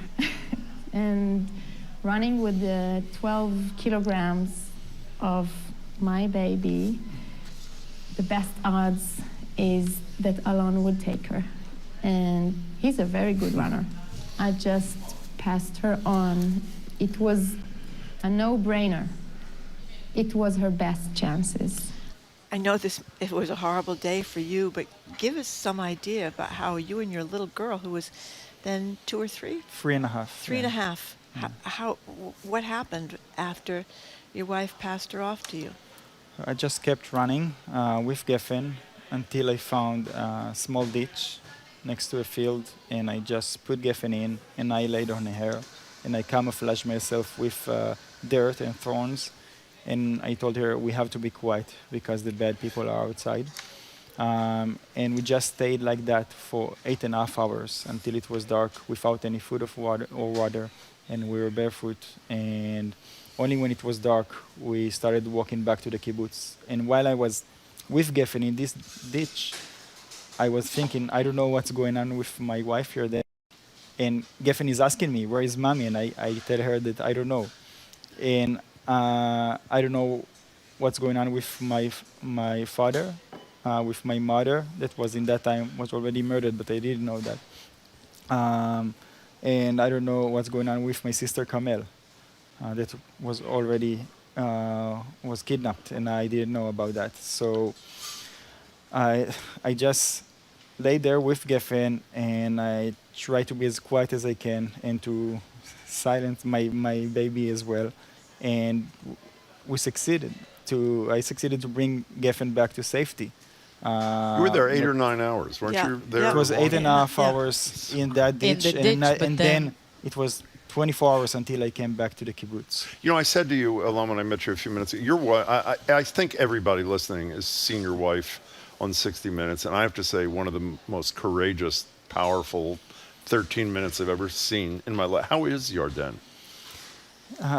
I can say on the surface she's fine, she's okay, but of course there is lots of sediments that you need to resolve now, and she gone through a lot.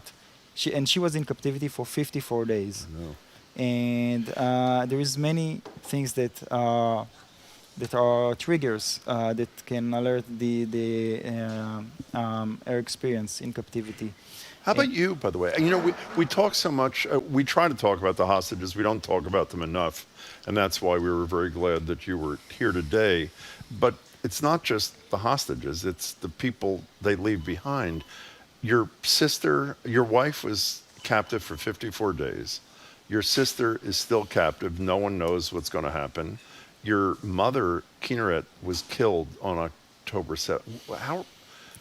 How are you? I'm still in October 7. I'm still on that day, and now we are on August 7, exactly 10 months after, and I'm still on that day. Just for you to understand, I never have time I don't have time to mourn on my mother or to start process everything that happened because I'm still in that day, and only when Kamel will be back, we'll understand that. We can start to process everything that happened. Also, Yarden is saying, I won't be able to process everything until Kamel will be back. So we need the hostages back. We need our family back. We need this is innocent people that were kidnapped from their beds. We need all of them to be back with us. And then we start, us as a country, as Israel, we can start process everything that we've gone through. You know, Alon, one of the fact of people being taken from their beds and their homes is one of those things that just is just unimaginable, hard to contemplate. And you always think of little kids, like your little girl. One of the things you always say as a parent, mommy and daddy will keep you safe. Right. And your little girl has realized, and I don't know what you recall when you're 3.5, but how do you deal with that? Reassuring her that this is not going to happen again, because you don't know what's going to happen. So I can just tell her that now she's safe, right now in that moment, that I know that she's with me or she's with Yarden, that she's now safe, but she knows everything that happened. She's gone through all of that, so she knows she was part of it. So she knows that she was kidnapped by bad people. She knows that her mother was in the bad people's hands for 54 days. And she knows now that her aunt, Carmel, is still in their hands, and that she needs to come back as well, like her mother. And every night she's asking me what's going on with Carmel. And I need to tell her that I still don't know, but I know that she will be back with us soon. And that's the thing, that every time we're saying we're that close, and we're that close, when we're so close to get to a deal, and then something clashes. So we need to understand that there is a deal right now that can bring my sister Carmel home.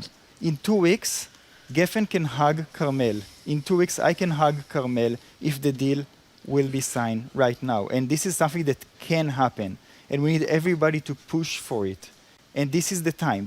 There won't be other time to do it. And we need the help of everyone now to push our governments, to push everyone to get to this deal, because this is the last chance. Maybe if it won't happen in the next few weeks, maybe I won't see my sister again. And I can't live with that.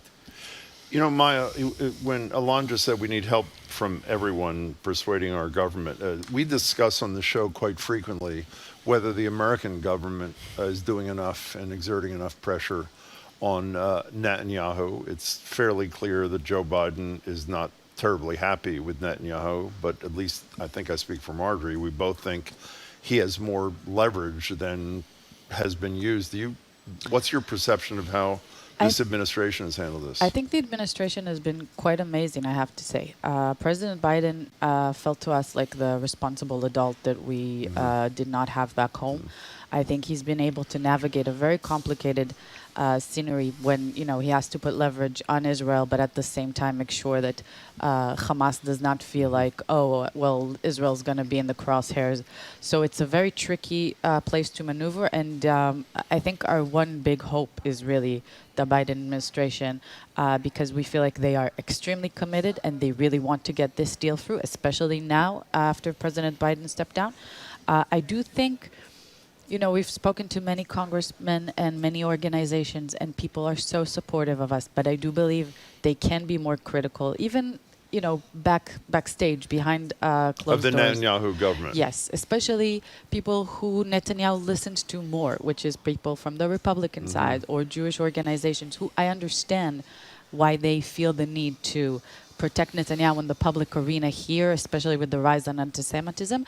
And yet these are people that Netanyahu respects and listens to, people who donate to him, people who he feels he appreciates their voices here, and they have a lot of leverage, which I think they can use some more. Well, Alon, you spoke about before, and we've all read about people in Israel, Israelis pushing for new elections, and this idea that Netanyahu and some of his the people around him are trying to convince Israelis that really the hostages should not be a priority, which is just unbelievable. So I'm wondering why, if so many people feel this way, that they've been let down by their prime minister, why aren't there new elections? That's a big question. It's a good question. First, I would say that I can't read the people in Israel right. Yeah. I really can't.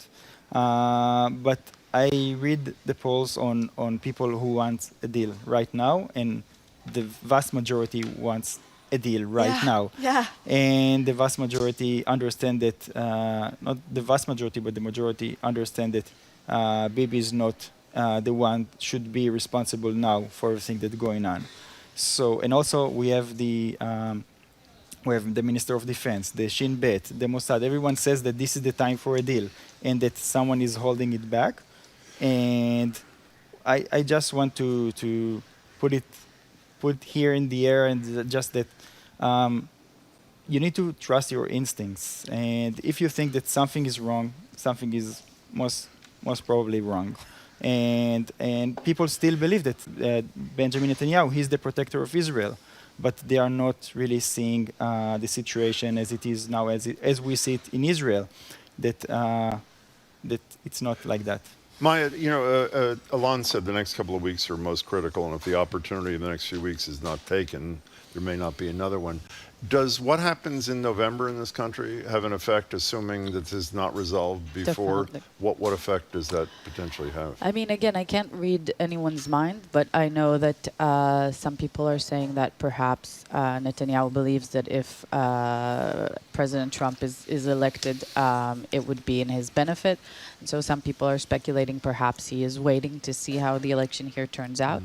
Other people have already told us that, perhaps Netanyahu was waiting for the recess in the Knesset, which we are now in order to pass a deal. The parliament there, our parliament is now in recess. It's going to be in recess for 3 months, which means that it's going to be in recess during October 7th, 2024. For us, the idea of reaching October 7th, 2024 without the hostages back is terrible. And so, again, we were told for a long time, well, Netanyahu is just waiting for the recess. Netanyahu is waiting for the pressure to work. For us, we feel like, okay, we're here.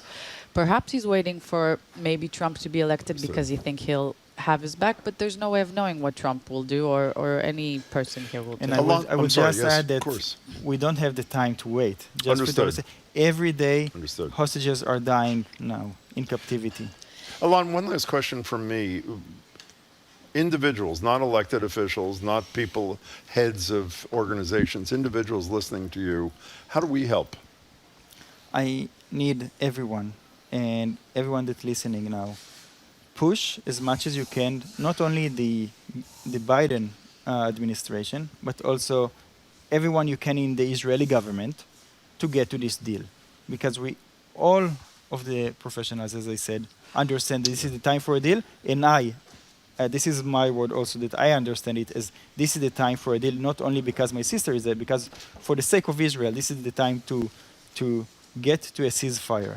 After 10 months of people that were recruited on October 7th are still in reserve in the army now, we need a ceasefire right now, and we need to get the hostages out. And maybe I'll try and be more specific with how people can help us out.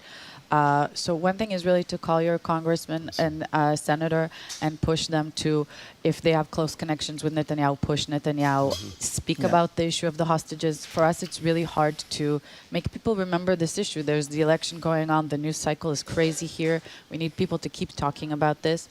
And again, anyone, that has any connections to the Israeli government, to push behind the scenes. All of those actions are really, really helpful.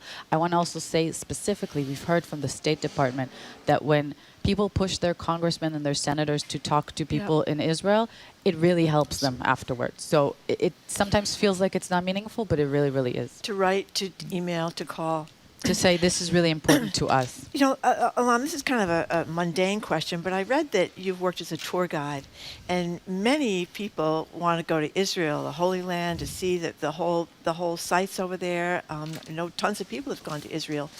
What is the day-to-day like for people coming to Israel? I don't imagine tourism right now, is really the tourism flourishing. is concentrated on going from my kibbutz Be'eri, to see the all the destruction and to talk about the stories that happened in October 7 and still happening now.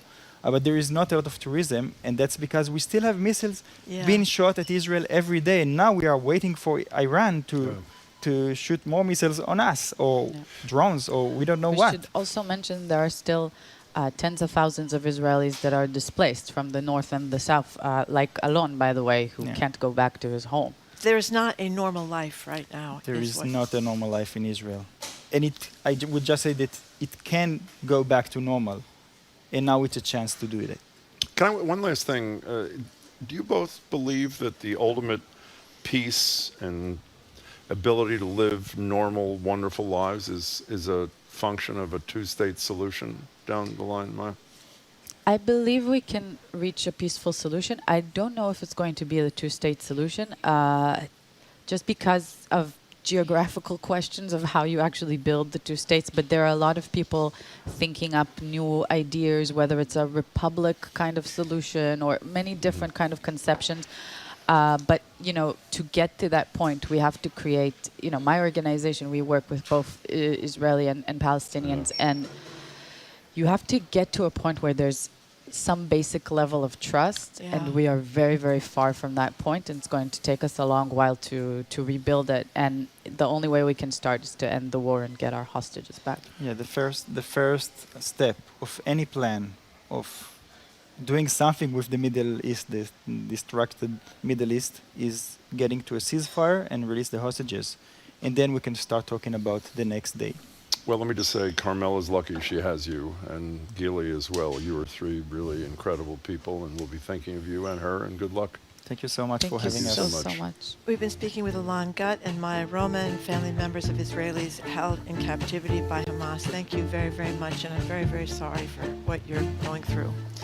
Coming up, Senate hopeful Ian Cain is looking to unseat Elizabeth Warren. He joins us at the library. He's next. You're listening to Boston Public Radio, 89.7 GBH, broadcasting from the Boston Public Library, streaming online at youtube.com/GBH News.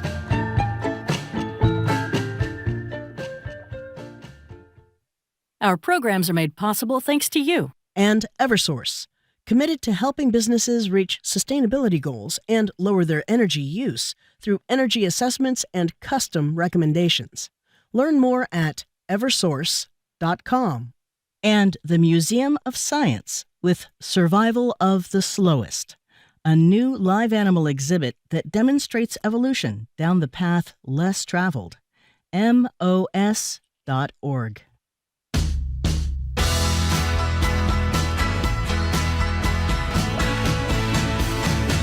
Welcome back to Boston Public Radio. Margery and Jim Browder. We're live at the library, streaming online at youtube.com/GBH News. Before I introduce our next guest, we promised you at noon what we will become a daily update on things the legislature did not do before their 5-month vacation. On that list is almost everything Boston asked for, including this reclassification of the property tax temporarily to spare residential homeowners and renters a huge increase. We asked Mayor Wu about it yesterday. Here's what she said. I am holding out every hope for this extraordinary step of reconvening. If this does not happen, every single resident in the city of Boston will know that their taxes are going up because the Senate did not vote through that last step. Which is factually accurate. Which is factually accurate. That is correct. And then there was a statement delivered from Senator Spilka's spokesperson, Sarah Blodgett, who basically says that the mayor of Boston should get lost about her whole idea. She said, quote, blaming the Senate may be politically convenient for the mayor, but it does nothing to improve a policy proposal that has been widely questioned by fiscal watchdog agencies and could do serious damage to Boston's economy. You know, this just enraged me because who do you think knows more about Boston's economy, what would help it? The person that was elected mayor of the city of Boston. Yeah, and this is just another indication of the home rule problem where Boston wants to do things like get liquor licenses and all these other rent control or rent substations. Boston wants to do it. And the legislature on their 5-month vacation has to approve all those things, and Boston gets stuck not being able to do what it needs to do for the citizens of Boston. So it's kind of disgraceful, I think. In any case, every single day at noon, we didn't do it at noon today because we had the families of the hostages with us, we'll highlight one of the low-light inactions by the legislature. Tomorrow, Senator Warren joins us, but first we're joined by Ian Cain. Ian is the Quincy City Council president. He is looking to unseat Elizabeth Warren in the Senate. He and John Deaton are Republicans running for the Republican nomination to oppose her in November. Ian Cain, it's great to have you here. Thank you for having me. Thanks so much for coming. Thank you very much for coming in. So you're running for the United States Senate, but you have been on the Quincy City Council. So I'm wondering, I just talked about what's happened with the mayor of the city of Boston getting shut down by the legislature, which has not done a lot of things in their rush to get to their 5-month vacation. So what do you think about the situation? So I'll tell you what we've been doing in Quincy, that has made Quincy such a unique place. So we see the woes that are taking place in Boston for various reasons, whether they're policy decisions, their commercial activity, people have decided not to reinvest. Everything has changed during COVID. People are not working in the same ways as they have before. But in Quincy, we've been absorbing a lot of the supply constraints in the housing area where people have not been building their fair share. And we've also absorbed a lot of commercial activity. We've been focused on growth, and I see what's going on between Mayor Wu and the state legislature, and that's unfortunate. But we're really in the seat that we're positioned. We focused on how can we best serve our residents, how can we continue to expand on the housing stock so that we can lower the values that we've seen increase over the past years. and continue supporting the city well. But I guess the basic thing is, why should the state legislature tell the mayor of Boston, if she wants to do this to help the taxpayers in Boston not have huge property tax increases, why should the legislature have anything to say about that? I don't necessarily think they should. In fact, I'm a firm believer in local control on a lot of issues. So, I think a lot of the home rule petitions which we participate in, but we're fortunate to have the support of our state legislatures when we do put forward legislation that makes sense, it moves forward. Ian Cain, I assume that most people outside of Quincy don't know a lot about you. So take a minute, tell us about you and why you're running. Sure. So actually, this is my first library. This is my first neighborhood. My parents met at a storied bar on Newbury Street called Daisy Buchanan's when I was free. Yeah, so there's a lot of history here for me because they were married after a 3-week love affair. They were married on a rooftop on Marlborough Street. I went to preschool at Old South Preschool across the street. Romantic. Oh yeah. They're still they're 43 years this year, happily married. They were with me last night at a debate in Norfolk County and Dedham.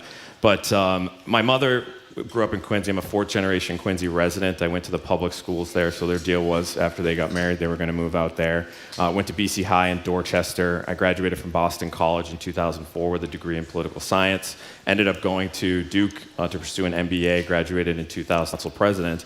And 5 years ago, I started a technology-focused nonprofit. So we've been supporting tech founders in an effort to spurn entrepreneurship and innovation south of Boston, a global footprint from Quincy that helps economic growth throughout the region. Why are you running? So this is about ushering in the next generation of leadership. To me, we've watched a person like Elizabeth Warren over the past 2 terms in 12 years point blame at many different people, but I haven't seen many solutions come by the way. I wouldn't know her otherwise if she weren't pointing the finger at someone for something that they've done wrong. As soon as she got into that role, she was very much interested and focused on running for president of the United States. And at this point, I think that she's very out of touch with Massachusetts. She's consistently out of the state, raising money, focused on issues that are going to advance the nation, but not focused on Massachusetts primarily.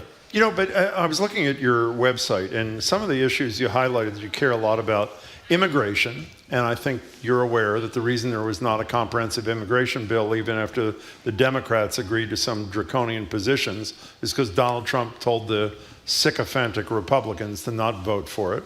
You talk about child care. She has been, I think you'd have to agree, a national leader on this. You talk about infrastructure. The Republican president, Donald Trump, couldn't do it. Joe Biden passed this huge infrastructure bill. So it seems to me, obviously feel free to correct me if I'm wrong, that the things you're most critical of her about are things that when the Democrats have been in power, they've made huge achievements on, no? So while there might have been politics at play in that specific legislation that the immigration, Chuck Schumer progressive open border bill that she voted against, that didn't get to the heart of the problem, but she voted against it anyway, so it doesn't matter if there were politics being played. There was some funds that would have been available to Massachusetts, but it doesn't get to the heart of the matter that here we're dealing with in Massachusetts, that there's physical and financial burdens that are being put upon the Commonwealth of Massachusetts, which are putting us at a strain. And then we're neglecting those who are most vulnerable in our society now that our shelter system is overburdened. In going further, I come from a background in local and global development. I know how to get things done, whether or not I have firm support, because I'm not going to let people get in my way. I know how to develop infrastructure projects. I know how to make partnerships with both the public and the private sector. And so that's experience that I'm bringing to the table that would certainly lend itself well to collaborating with the federal government and making sure that we can develop pointed projects here in the Commonwealth. We're talking to Ian Cain. He's the head of the Quincy City Council. He's running for the Republican nomination to oppose Elizabeth Warren. I think you started as a Democrat, then you became an independent, now you're a Republican. I started as a Republican when I'm first registered to vote. Oh, you did? I'm sorry. At 18, Okay. and then I was mostly unenrolled. When I was first elected to the City Council, which is a nonpartisan role, I did join the Democratic Party. But once I started getting to know people and looking around, I did not line with many of the issues or priorities that I saw on the table, and I unenrolled in 2019. Okay. Well, the reason I asked you that is, as you know, there's not that many Republicans in Massachusetts, and certainly not very many elected officials who are Republicans up at the State House. Maybe we could use a few more up at the State House. Sure. But when you look at the Republican Party nationally, which is the senator you'd be part of, the Republican Party is against almost everything that polls show Americans are for, like reasonable gun control, background checks for guns, like health care reform, Obamacare, prescription drug reform. Climate is a huge issue, and as you know, the guy who's running for president is a climate change denier and most of the Republican Party. Right now we're having a massive mess down in Florida, and Ron DeSantis, I don't think you're allowed to say the words climate change and the word of Florida. So what is it about the Republican Party that is attractive to voters who see in childcare issues as being very important and central? Yeah, for me, and I think if you took a poll and most people are interested in something that will bring value to their life, it's common sense. And I think here in Massachusetts especially, where it's not actually the Democratic Party that's a majority. They might hold the majority of the legislative, all of the constitutional offices, as well as the federal seats. But the majority of the voting population here is independent, yeah. 64%. And so, I'm looking at a landscape where either you've got people who are not interested in being a Democrat, or it's not fashionable to be a Republican. The Republican Party in Massachusetts has always been small. But how I view it is that we have gone so far off the deep end with policy decisions here in the Commonwealth of Massachusetts at both the state and the federal level that people are looking for a semblance of practicality, pragmatism, and common sense. And I think that can be developed from the Republican Party. Yeah, but she's talking about the National Republican Party, which is anti-majoritarian on almost every issue. One issue you left out was choice. You say you're pro-choice, correct? That's correct. By the way, I looked at your website. I couldn't find any reference to choice on your website. Why not? I don't know. Actually, I haven't. I will have that to wasn't a take a look conscious decision? No. Okay. No.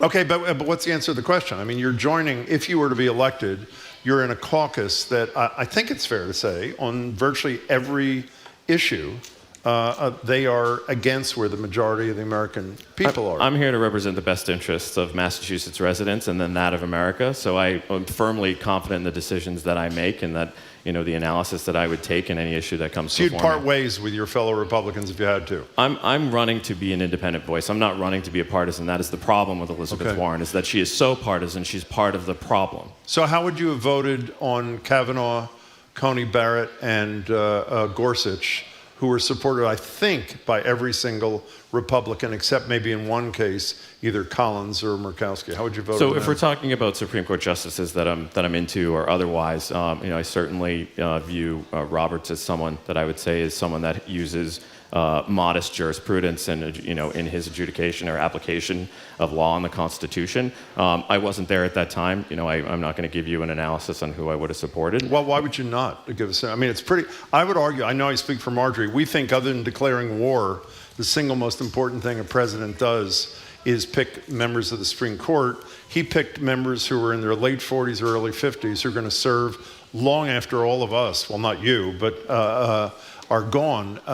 Don't you think the voters are entitled to know whether you would have voted for 3 people who helped repeal Roe v. Wade, 3 people who decided a president should have absolute immunity in almost all cases? You don't think the voters are entitled to know whether you would have voted them onto the court? No, I think, of course, they're entitled to understand my logic and thinking and the way that I analyze decisions that I would be making. But I think when you focus particularly on those issues, which I think are all hot-button issues, which is the reason that we're mostly polarized in this country, when we're taking a look at one particular issue and we're saying you either need to feel this way or this way with no discussion in between, I think is an unfair categorization. Feel free to discuss it. I don't want you to have no discussion.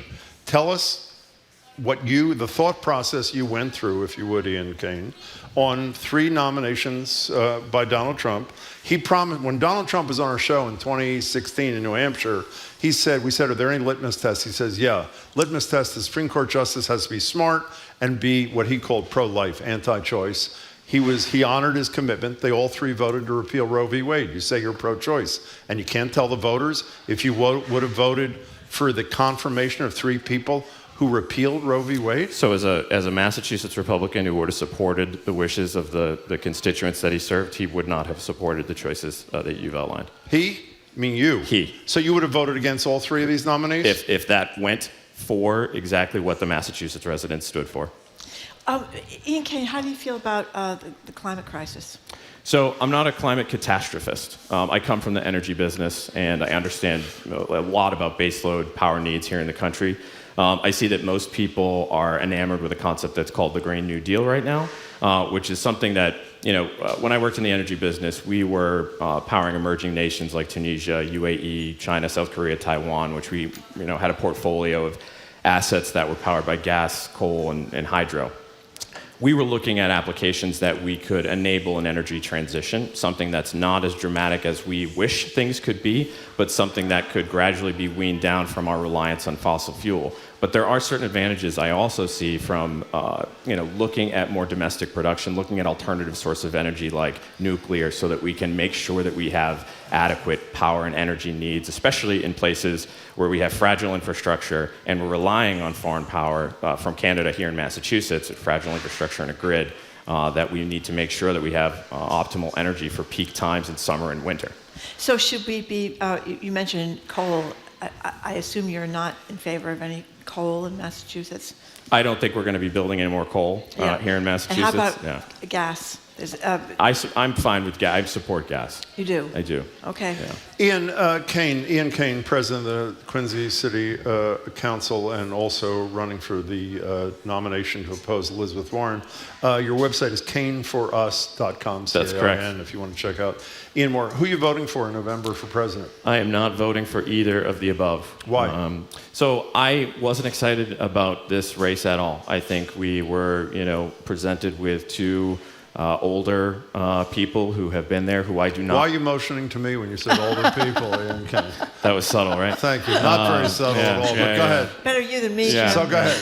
So I don't think they're representative of where we are as a nation and where we should be going as a nation. I don't think either are currently, and whether it was Biden or Kamala Harris, I don't think either of the parties are presenting a vision for the future. I think right now we're dealing in personalities, and it's more like a reality show than it is a true presidential So who are you voting for? I'm not voting for either. So are you voting for anybody, or? I might write you or Margery. In all seriousness, though, I've read interviews with you. You say you're sort of a Charlie Baker Republican.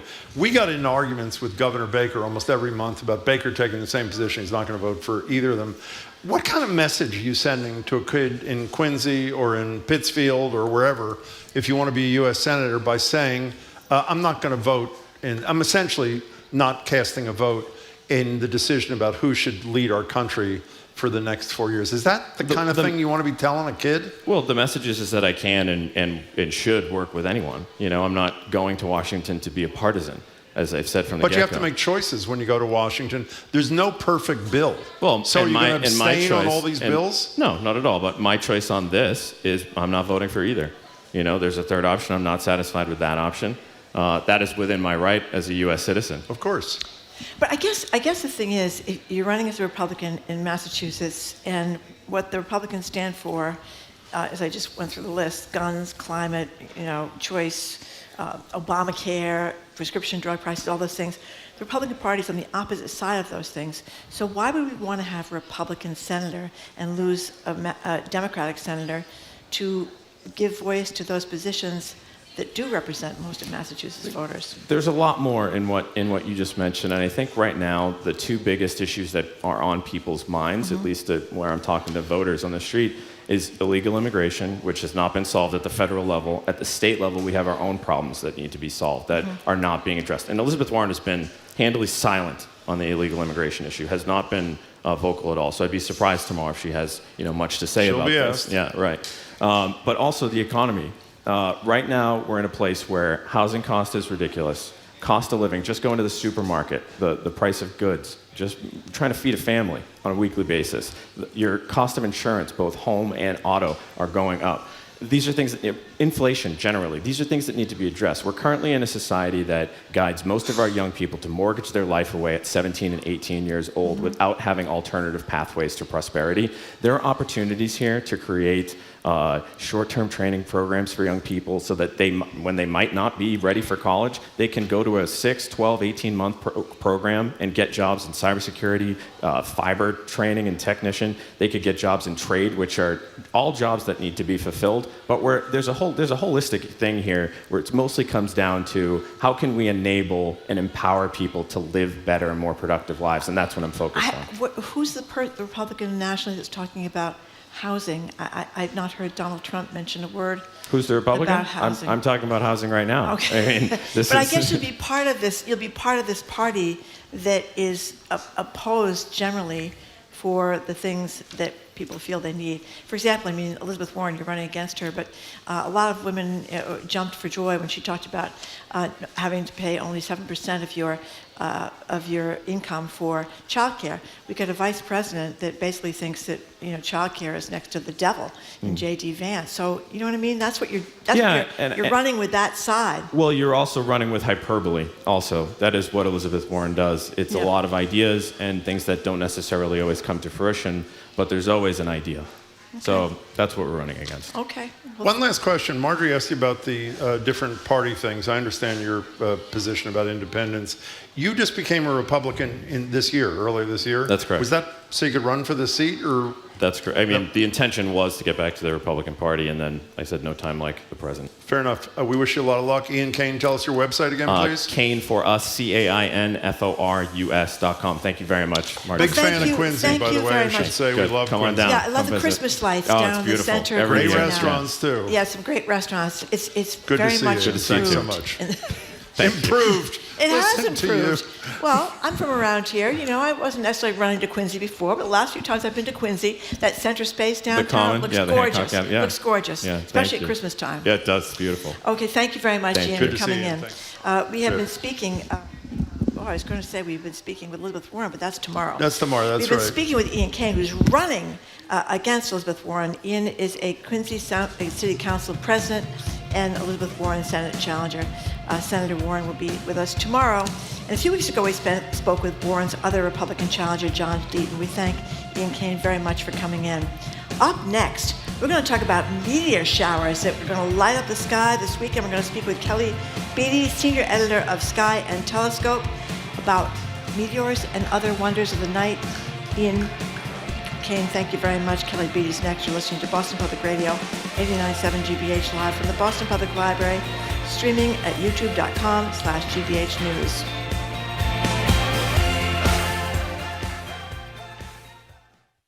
Support for our programs comes from you. And Comcast Business, committed to providing connectivity for your business with network and cybersecurity solutions. Comcast Business, powering possibilities. Restrictions apply. To learn more, you can call or visit comcastbusiness.com. And Newport Mansions, presenting the annual Newport Mansions Wine and Food Festival, September 20th to 22nd at Rosecliff, featuring 3 days of seminars, wine and spirits tastings, and exhibitors. Tickets at newportmansions.org. I'm Zoe Matthews, senior producer for Boston Public Radio, and you and I are listening to 89.7 WGBH, HD1 Boston, online at gbhnews.org. GBH News with NPR. What matters to you?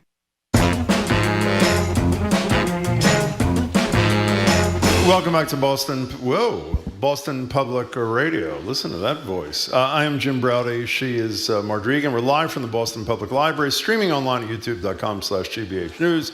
And as we said, Senator Elizabeth Warren will join us tomorrow at 11 o'clock in Brighton. We're joined now by Kelly Beatty.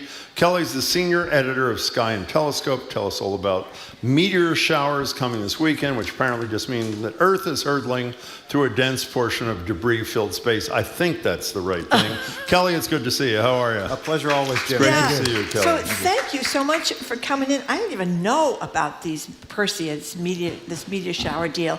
And apparently happens every year, so tell us all about it. It does. There's a comet called Swift-Tuttle with an orbit that takes 133 years to circle the sun. Okay. It's nowhere near us, right? But as it goes around the sun, it drops off little particles that escape from it and kind of pepper the whole orbit. Every August, we plow through the orbit and we get peppered by these little bits of stuff.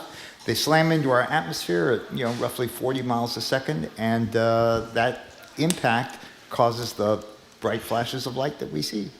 I'm sorry. Oh, no, I was just going to say, so when should we look up into the sky? How should we do it if we want to see them? Okay, so the peak, it comes and goes. And the peak is predicted for during the morning of August 12th. Now the sun's up, obviously. Right.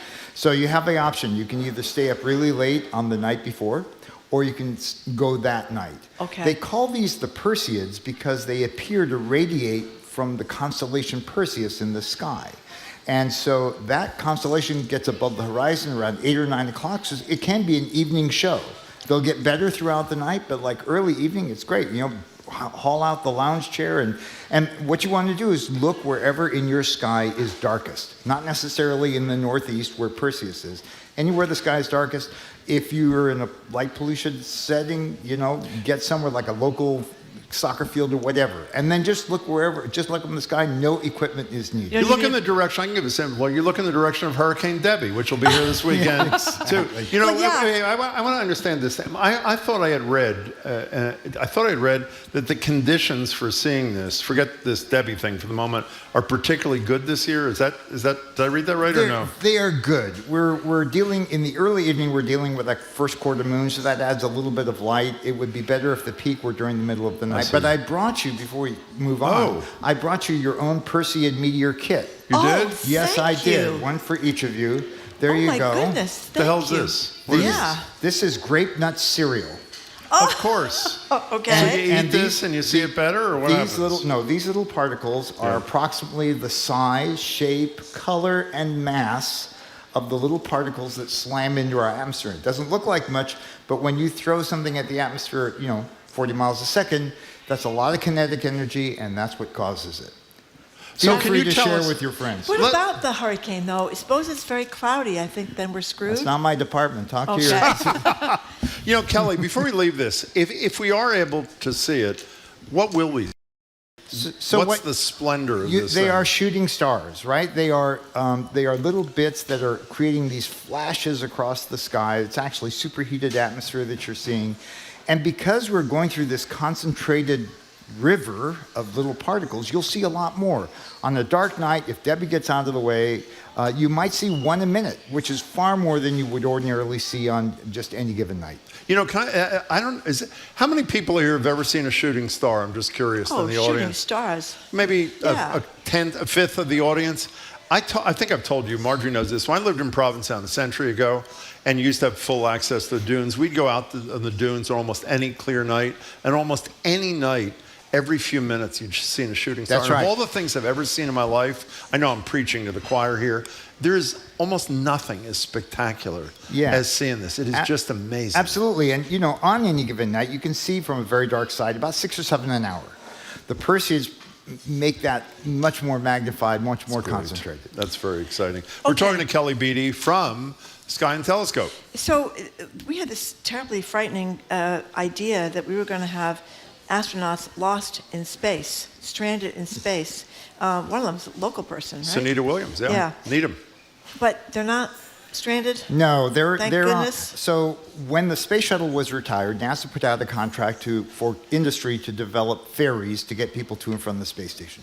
SpaceX did one. Their Dragon capsule has been doing this for a few years now. And Boeing also did one, but theirs was delayed, and this was the first test. It went up in June with these 2 astronauts on board. It was an engineering test to check out whether it could actually function.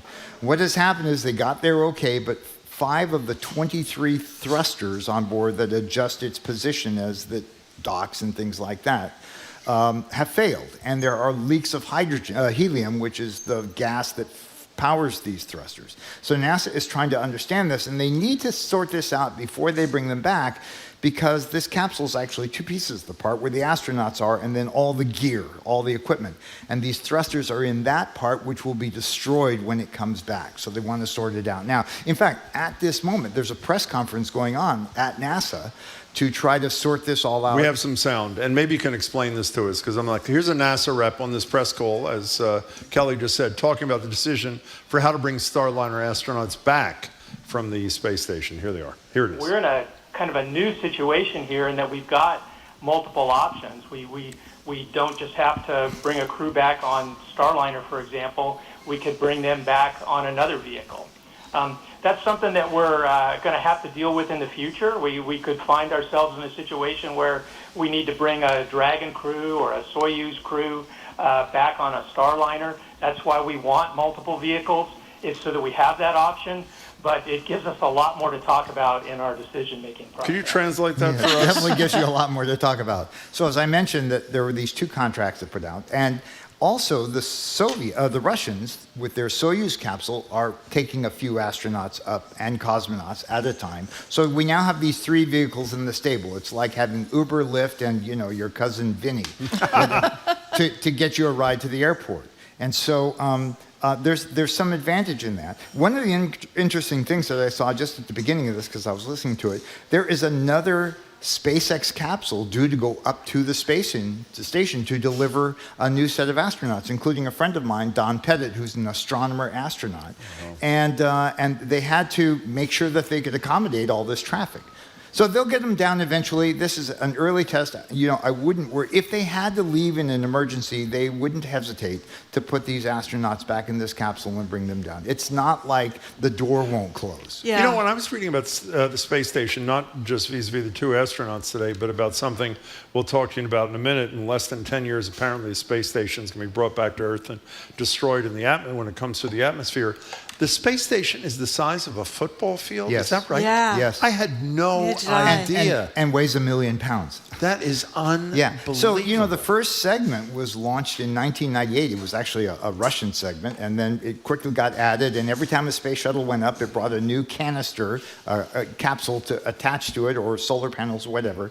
And we don't have the space shuttles anymore. So there's no option, for example, to take it apart and bring it back in pieces. It has to be brought down all at once. And, it's in an orbit. It's only about 250 miles high. You can see the space station by eye easily. You can? Yes. Just go to, here's a website for you, heavens-above. heavens-above.com. You can find predictions for any time or date of the space station and lots of other satellites. It's really bright. It's like the brightest star in the sky. So that's what looks like a big star. It looks like a star, but it takes about 4 or 5 minutes to cross the sky. It's a great party trick. Hey, want to go see some astronauts? Okay. Well, that's what we said when we thought Mark Kelly actually was going to be the vice presidential nominee, but that didn't work out. I think that's a missed opportunity, personally. So do I, actually. So, Kelly Beatty, I'm way out of my comfort level here, but I'm reading this now. Okay, SpaceX, that's Elon Musk's company. It says in this story for the Associated Press that they're going to use this powerful souped-up capsule to shove the aforementioned International Space Station out of orbit. So you'll remember Skylab back in 1978. Yes. Oh, yeah. That was an accidental reentry. They had no way to get it back safely. What they're going to do is take one of these standard SpaceX capsules, the Dragon capsules, except it's going to be loaded with fireworks. 36 engines and 15,000 pounds of fuel. Like, it's going to be one big super tanker that's going to attach to the station.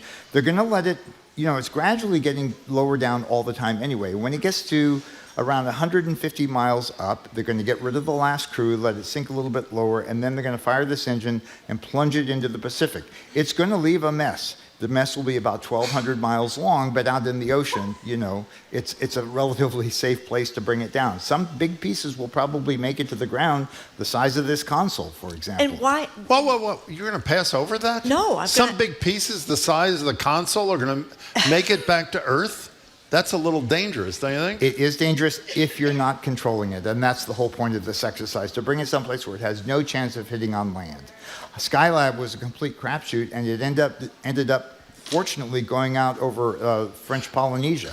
What about the ocean, though? I mean, the whales and the dolphins would be upset about this, wouldn't they? Very upset. I doubt they'll be buying tickets that day, so they'll probably be, safe. It's the best of a bad situation. So let me ask you this. Do people, Elon Musk, he's always in the news and he's doing crazy things. What do people in your business think about his company, SpaceX? NASA, I think we had this conversation last time. NASA takes on the really risky stuff. Flying to Mars or something like that. And they have traditionally, and more so recently, left the everyday stuff to commercial industry. So, for example, NASA doesn't really have any rockets of its own except for Artemis, which it's going to use to send people back to the moon. But like for everyday stuff, like going back to the space station, they will happily turn the keys over to Elon or to Boeing there's a lander we were going to talk about, Viper, that was going to land on the moon. NASA has commercialized that. You send the spacecraft to the moon and we'll maybe give you a payload. And what happened in that particular case, it's called Viper. It was going to land at the south pole of the moon. The NASA part of it is running way over budget and way behind technological challenges, and NASA canceled it after spending, $250 million on it. But that's not an answer. I own a Tesla. We have to do full disclosure here before I say Tesla. He is one of the most odious people on the planet, in my opinion, but he has changed the auto industry in ways that are hugely important, and I hope he prevails. Has he changed the space? Absolutely. How important is this? Absolutely. He is now building, and NASA is not, a spacecraft capable of taking people to Mars. you know, with these giant spacecraft of his that are the most powerful. There have been test launches of it. The most powerful rocket ever built was not built by NASA, not built by the Russians, but built by SpaceX. Are you comfortable that the private sector has that big a role in space? Why? Completely. Why? Because I think in a lot of ways, this private sector can do it as well or better than NASA. You know, NASA, if you're watching The Right Stuff again, it's a great movie. You know, NASA, there was a period in time when NASA attracted the best and the brightest of engineering all across the nation. And they still attract really bright people, but they are not unique any longer in that. There are a lot of people, I know people, who are eager to work for a fast-moving, a vibrant organization like SpaceX to follow the dream. We're talking to Kelly Beatty from Sky and Telescope magazine. Okay, apparently there are all these caves on the moon. Yes. Why should we care? Why does this matter? Jamie is laughing. I think that's an excellent question. Who gives a damn? Well, I'm not going anytime soon. I mean, I'm curious, but why do we care? That's an excellent question. I'm with you, Margery, on this one, even though Jamie apparently is not. First of all, who would have imagined that there are caves on the moon, right? Well, that's right. Who would imagine? Craters, that's what I heard, craters. No, they're not caves. Craters. They really are caves. If you go to Hawaii, you can take a tour down a lava tube, which is a place underground where a river of lava has flowed, and then it went, and it was left with this tunnel. And that's what this is. It's a cave on the moon, a relatively short one, that was left behind by a lava flow. Very different from a crater, which is a, bang, kapow. And it's only about, it's 100 yards across, and it extends not just down, but like tucks off to the side, which would be great if you wanted to park a crew there to protect them from all the radiation and stuff. The downside is it's really close to the equator, and you get a lot of sun for 2 weeks on the moon, which is great, and then you're in darkness for 2 weeks on the moon. That's not good. The thrust of where we're going. No, I actually don't get it. Go ahead. With human exploration on the moon is to try to land them at the South Pole, because there are places on the South Pole where you can park a spacecraft on the lip of a crater down here, and it can receive sunlight all the time throughout the lunar month. And also there may be water nearby, frozen in the bottom. So that's a win-win. This lunar cave is more a geologic curiosity than something that's important that we really need to be worried about. Well, speaking of a curiosity, I have to say, I know I've asked you this a million times before, my apologies. I was paying attention, I just don't recall. The Chinese just returned from the dark side of the moon. Yes, the far side. Oh, see, I already made a mistake. Yes, so describe what the far side is, and to quote my esteemed colleague, why do we care about what's happening on the far side? Yeah. Do we call the other thing the near side? Yes, well, the side that faces us. The moon is locked in a way that only half of it is facing Earth all the time.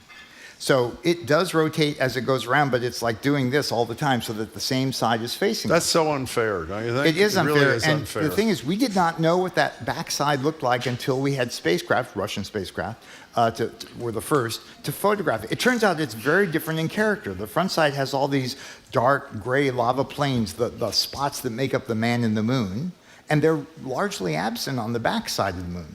There's one ginormous, that's an official geologic term, ginormous crater more than 1,000 miles across that may actually have exposed pieces of the lunar mantle when it made that big hit very long ago. This Chinese spacecraft landed inside that basin and has brought back about 4 pounds of lunar material. It's the first time we've ever had material from that backside. The Chinese are to be really congratulated. They are a pedal to the metal space program, let me tell you. Last question for me, Kelly Beatty. You mentioned Soyuz and the Russians. This Chinese craft, is it Chang'e? Is that Chang'e, yeah. Chang'e, and obviously what the United States is doing. We know on planet Earth, those countries are essentially at some sort of war. I don't mean, war of a sort. Do we cooperate in space anymore, or we don't? Not very much. The Russian space program is just a shell of what it once was, so there's not much going on there. The Chinese, we have actually laws that prohibit us from cooperating. And one of the big challenges for the scientific community is how to work around these prohibitions to actually get their hands on some of this newfound sample material that could be really opening whole new chapters in lunar history. We have laboratories, they have laboratories. It will be an interesting diplomatic dance over the next 6 months. Kelly, it's wonderful to see you as I always. hope we get good weather for the meteor showers. That would be great. Well, so I'll put in a plug. Skyandtelescope.org is your go-to place for all those. Here's your homework for the morning of the 14th, right after the Perseid meteors. In the dawn sky before sunrise, you'll see Jupiter and Mars that far apart in the sky. It'll be great to look at. Can we eat the grape nuts, or we have to wait until after the... You know, if you trust where they might have been sourcing. But people can go out and... You remember grape nuts, ever, right? Buy them your own. Love them. Kelly, it's great to see you. Kelly, Beatty, thanks so much. Thank Appreciate you so it. much for coming Take in. care. We've been speaking with Kelly Beatty. He's a senior editor at Sky and Telescope. Thanks a lot, Kelly. Up next. Yesterday we spoke with Mayor Wu and Carol Rose from the ACLU about ShotSpotter. Well, today we're joined by the CEO of the company and former New York City, Los Angeles, and Boston Police Commissioner Bill Bratton to talk about this controversial crime-fighting tool. You are listening to Boston Public Radio, 89.7 GBH. We're broadcasting live from the Boston Public Library and streaming at youtube.com/GBH News.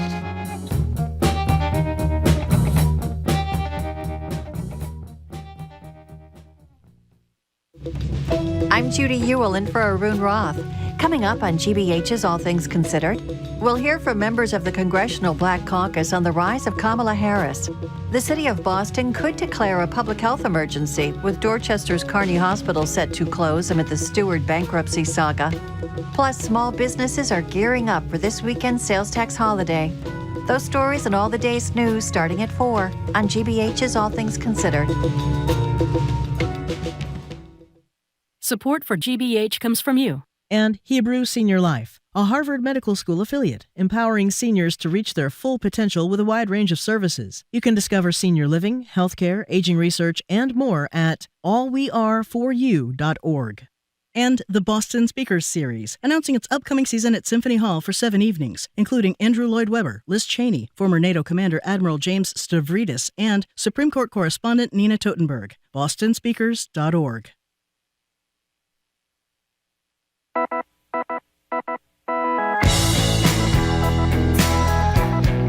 Welcome back to Boston Public Radio. She's Margery Egan. I am Jim Browdy. We're live at the library, streaming online at youtube.com/GBH News. Tomorrow morning at 11, Senator Elizabeth Warren will join us in Brighton. Yesterday on the show, we asked Boston Mayor Michelle Wu about ShotSpotter, a technology used by Boston police since I think it was 2007 to attempt to detect audio of gunshots and send a rapid police response. Mayor Wu supports the technology. Here's what she had to say. This year we issued the first ever report in compliance with that ordinance that documents all the data privacy parameters, who can access this, knowing where these are. And so it's a balance, but we want to put public safety first, using the best technology while ensuring that everyone's on the same page about how to protect it. Yesterday, also, the head of the Civil Liberties Union of Massachusetts, Carol Rose, was here. They put out a report saying that technology is unreliable and discriminatory, calling on the city to drop it. Here's Carol Rose with us yesterday. So there's a lot of opportunity for human failure, human frailties. So they get the report, a human looks at it, and then they send out the police. And of course, if you've put all of these ShotSpotter technologies into communities of color, that's going to lead to over-policing in communities. Joining us now, one in person, one on Zoom, to make their case on the effectiveness of ShotSpotter is the CEO of ShotSpotter's parent company. It's called Sound Thinking, Ralph Clark. Ralph, wherever you are, it's good to have you. Thanks so much for joining us. And Bill Bratton is the executive chair of Teneo Risk. He's on the board of Sound Thinking. And you may recall he ran the police departments in New York City and Los Angeles and right here in Boston. Bill, it's great to have you. And it's great to have you, Ralph, too. Thanks so much. Hey, thanks for having me. Oh, great. There's Ralph. I wasn't sure if you were there. Hello, there Ralph. You are. Thank you very much for joining us, Ralph. So explain to people who don't know what ShotSpotter is.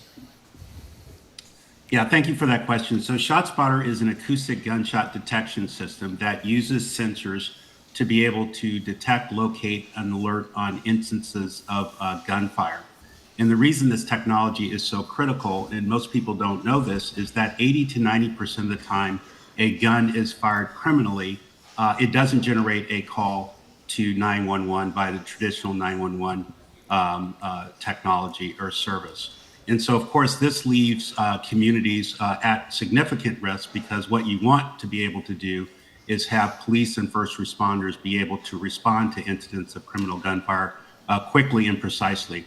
in order to potentially attend to gunshot wound victims, recover physical forensic evidence, but most importantly, show communities that their safety is prioritized by the police department and they're mobilizing a response to those very dangerous incidents. You know, Bill, one of the things that's been tough for us when we've tried to dive into this and understand it better is the fact patterns, for lack of a better expression, of the both sides of the argument are so far apart. Civil Liberties Union's contention, based upon looking at data from the Boston Police Department, is there were 70% false positives. Yet the company itself says that it's 97% accurate. How do you explain this colossal divide? Well, let's look at the language, false positive. What they're using to describe incidents where ShotSpotter detects that a gun has been fired, but by the time the police arrive, that very often, the majority of the time, the perpetrator has left. There is no shell casing. There is no victim, fortunately. They describe that as a false positive. Not a false positive. There was a gunshot, many shots fired, as Ralph's already talked about, 80 to 90% of the time in Boston and around the country. People do not call 911 when they hear gunshots. Yeah, but let me stay on the first point you made. If there's no objective evidence of it beyond the shot spotter, meaning there's no cartridge left or whatever, how do you know that you're right and it was a gunshot and that the Civil Liberties Union is wrong and that there wasn't one? Because of the quality of the technology. ACLU has been invited to come in and examine the technology. They have not done it. But in terms of being quite frank with you, they don't know what the hell they're talking about because they have never looked. What do you mean invited in and not done it? What does that mean? Ralph, can you explain? You were involved in the invitation. How about Ralph? Yeah, sure. Yeah, so we invited the ACLU because they had some concerns. We said, hey, look, if you want to come in under a non-disclosure agreement, we'll open up the kimono, so to speak, and allow you to inspect the source code for the technology. But just on the point that you raised about their use of a false positive is a bit of a mischaracterization because, in fact, although there might not be physical forensic evidence of a shot being fired, there is plenty of digital forensic evidence that a shot. What does that mean, Ralph? Because what does that mean? I'm going to explain what that means. So part of the system is, I think this idea that we're just sending out blind alerts with no data to support it is a significant mischaracterization because what we're also doing when we send the alert up, we're sending a recorded snippet of what those sensors were able to detect and record. So the actual responding officer and their 911 center can actually listen to these events in real time. So it's almost as though they were a virtual witness to gunfire. So it's no different than if they were driving around Boston with their windows rolled down during the summer and they hear gunshots, right? And they go to the scene where they think the gunshots are, but they don't find anything. And because they don't find anything doesn't mean that they didn't hear gunshots or that a gun wasn't fired. We're preserving that digital evidence and it's being presented to them as a part of the alert. By the way, I should say in the spirit of full disclosure, I live in a city, Cambridge, which is generally very concerned about civil liberties, that recently determined that they would continue using ShotSpotter. Having said that, I want to get back to your invitation that Bill Bratton mentioned and Ralph, you talked about a minute ago. Why would the Civil Liberties Union accept your invitation if they'd be under a non-disclosure agreement? How does that advance the cause of truth and full disclosure if they can't talk about what they saw? Yeah, so we had a very similar arrangement, I think, with the New York University School of Law that actually we invited them to come in and do a privacy audit of the technology. What we're trying to protect is we don't want them to make a copy of the source code and make it generally available to the public because we have a company that we're running. We spent tens of millions of dollars over the years developing this technology. The idea would be that they could come in and do some diagnostics and see that what we say and how we describe the system working is in fact how it works. And that we are, for example, we don't have a live audio feed from our sensors out into these neighborhoods, which isn't the case. The sensors are designed to ignore ambient noise and only trigger and timestamp impulsive noise. And when 3 or more of those sensors are able to do that, it's how we're able to pinpoint the exact location of the gunfire. It was just a very curious response because on one hand, they're being critical and saying, hey, the company's not being transparent. And then we say, come on in and take a look at it. And they said, and the reason for it wasn't that they had to sign, excuse me, an NDA. The reason was, and it's public, you can go to their website. Jay Stanley actually referred to this. He says, we don't have the resources to be able to do that. We're talking, that's the voice of Ralph Clark, who is the CEO of ShotSpotter's parent company, Sound Thinking, and Bill Bratton, who's basically run every police department in America. Well, the other issue, of course, is that many critics have said that this is targeting communities of color and that there's an over-policing issue there, too.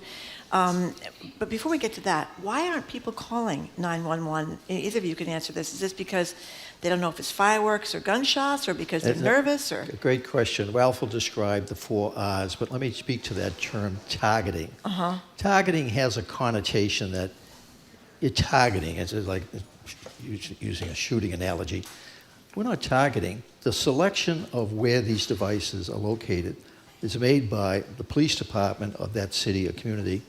And you referenced Cambridge. There's 13 other cities in Massachusetts whose police chiefs and mayors have supported ShotSpotter in their cities. And even though Senator Warren, who you'll have here tomorrow, you might want to question her about it, see how much she actually knows about this system that is. What, are you going to produce our show, Bill? Is that what you're doing? Actually, no. Basically, let's see how much she actually knows about something she's criticizing. By the way, Senator Warren, Senator Markey, and Congresswoman Presley sent a letter to DHS Homeland Security questioning this whole ShotSpotter thing. A civil rights issue, they think they're We have arguing. refuted and rebutted every aspect of that. Got it, but go ahead. I'm sorry. But Ralph can explain why people don't call, or why we believe they may not call, because this is consistent across the United States in the 170 cities where we have ShotSpotter. 70, 80, up to 90% of the time, people do not call 911 when we detect these gunshots. Ralph? How about it, Ralph? Why? Yeah, well, and I'll say that this has been independently verified by independent research, this 70 to 90% figure. So we describe the reasons for that kind of resulting into kind of 4 R's. And so the first one, as I think was mentioned earlier, is the notion of recognition. Was that a gunshot or not? Where did it come from? I'm not sure. So I'm reluctant to call because I'm not sure that I recognize the thing I heard as being a gunshot or not. The other one is retribution, which is very real. I think many of us are familiar with the anti-snitching culture and people not wanting to involve themselves, potentially put themselves at risk if a police officer comes to their door and they're acknowledged as being the person that kind of quote unquote ratted out the shooter or the shooting event. The other one is redundancy. And this is a natural phenomenon we see where people say, hey, you know what? I live in a neighborhood. I think I heard gunshots, but I'm sure my neighbors heard as well. Someone else is going to call. And then the last one, which is the most disheartening and heartbreaking one for me, is the notion of resignation. And I just give up. It's like, this is the way it's supposed to be. I can't see myself, working ourselves out of this particular situation. I'm just resigned to the fact that I live in a neighborhood that has ongoing persistent gun violence. And the culmination of these 4 R's really result in 80 to 90% of gunfire not getting reported in via 911. And I'll further point out, when the calls are made, right, that 10 to 20% the calls are made, they're typically made 3 to 5 minutes after the shooting event. And oftentimes, because the individual doesn't know exactly where the shots are coming from, they're calling on average like 600 feet away. They're saying, hey, I think the shots happened out here in this particular area, which introduces all manner of biases. And I would encourage anyone, if they have the opportunity, to do a ride along with police in your community and ask them what's involved when they respond to a 911 call for shots fired, the 10 to 20% of the chance, the 10 to 20% of the time they're actually getting a call by 911 versus ShotSpotter. And what I've found, I've done dozens of ride-alongs, is it takes almost 15 to 20 minutes to close a 911 shots fired call. And that's just because people don't know where to go. They're literally driving around a block. And so if you talk about the notion of over-police and the idea of sending police on wild goose chases for, hey, I think I heard shots fired out there, is a much bigger issue than being able to precisely direct first responders and police to the exact location where a shot's been fired with a recording snippet of the event, which represents digital evidence. Ralph, that's court accepted, by the way. If I may, Bill mentioned a minute ago, Bill Bratton said a minute ago, there are 170 communities across the country that have this, and there are about a dozen that have dropped it. One of them being a place that has a real crime and gun violence problem. Chicago. And part of what I read in the story about why Chicago dropped it does deal with the over-policing, at least according to them, of communities of color, low-income communities. What do you say to the Chicagos of the world that made a determination that essentially this was not right for their city, despite tons of gun violence there? So I think it's a significant misnomer to say that Chicago, quote unquote, has rejected ShotSpotter. What we have in Chicago is a mayor, Brandon Johnson, that has taken the position that he is going to not continue with ShotSpotter while extending it through the summer and through the DNC, which is a really interesting way of, quote unquote, canceling the service. If you look across the board and go anywhere, you go to the city council, where the majority of the city council doesn't support that position. In fact, they're taking the opposite position, and in an unprecedented move, they're going to try to take control of that decision away from the chief executive or the mayor and put it in the hands of the city council, because they feel that strongly that the communities they're representing and serving really need this technology. The superintendent of police also, as much as he can, obviously he works for the mayor who's taken a different position, and he's definitely said, and because he's a man of character, says, hey, look, I support any technology that helps my police respond to gun violence incidents where I know lives have been saved. But at the end of the day, this is a decision that has to be made by my boss. So he's on record as supporting it.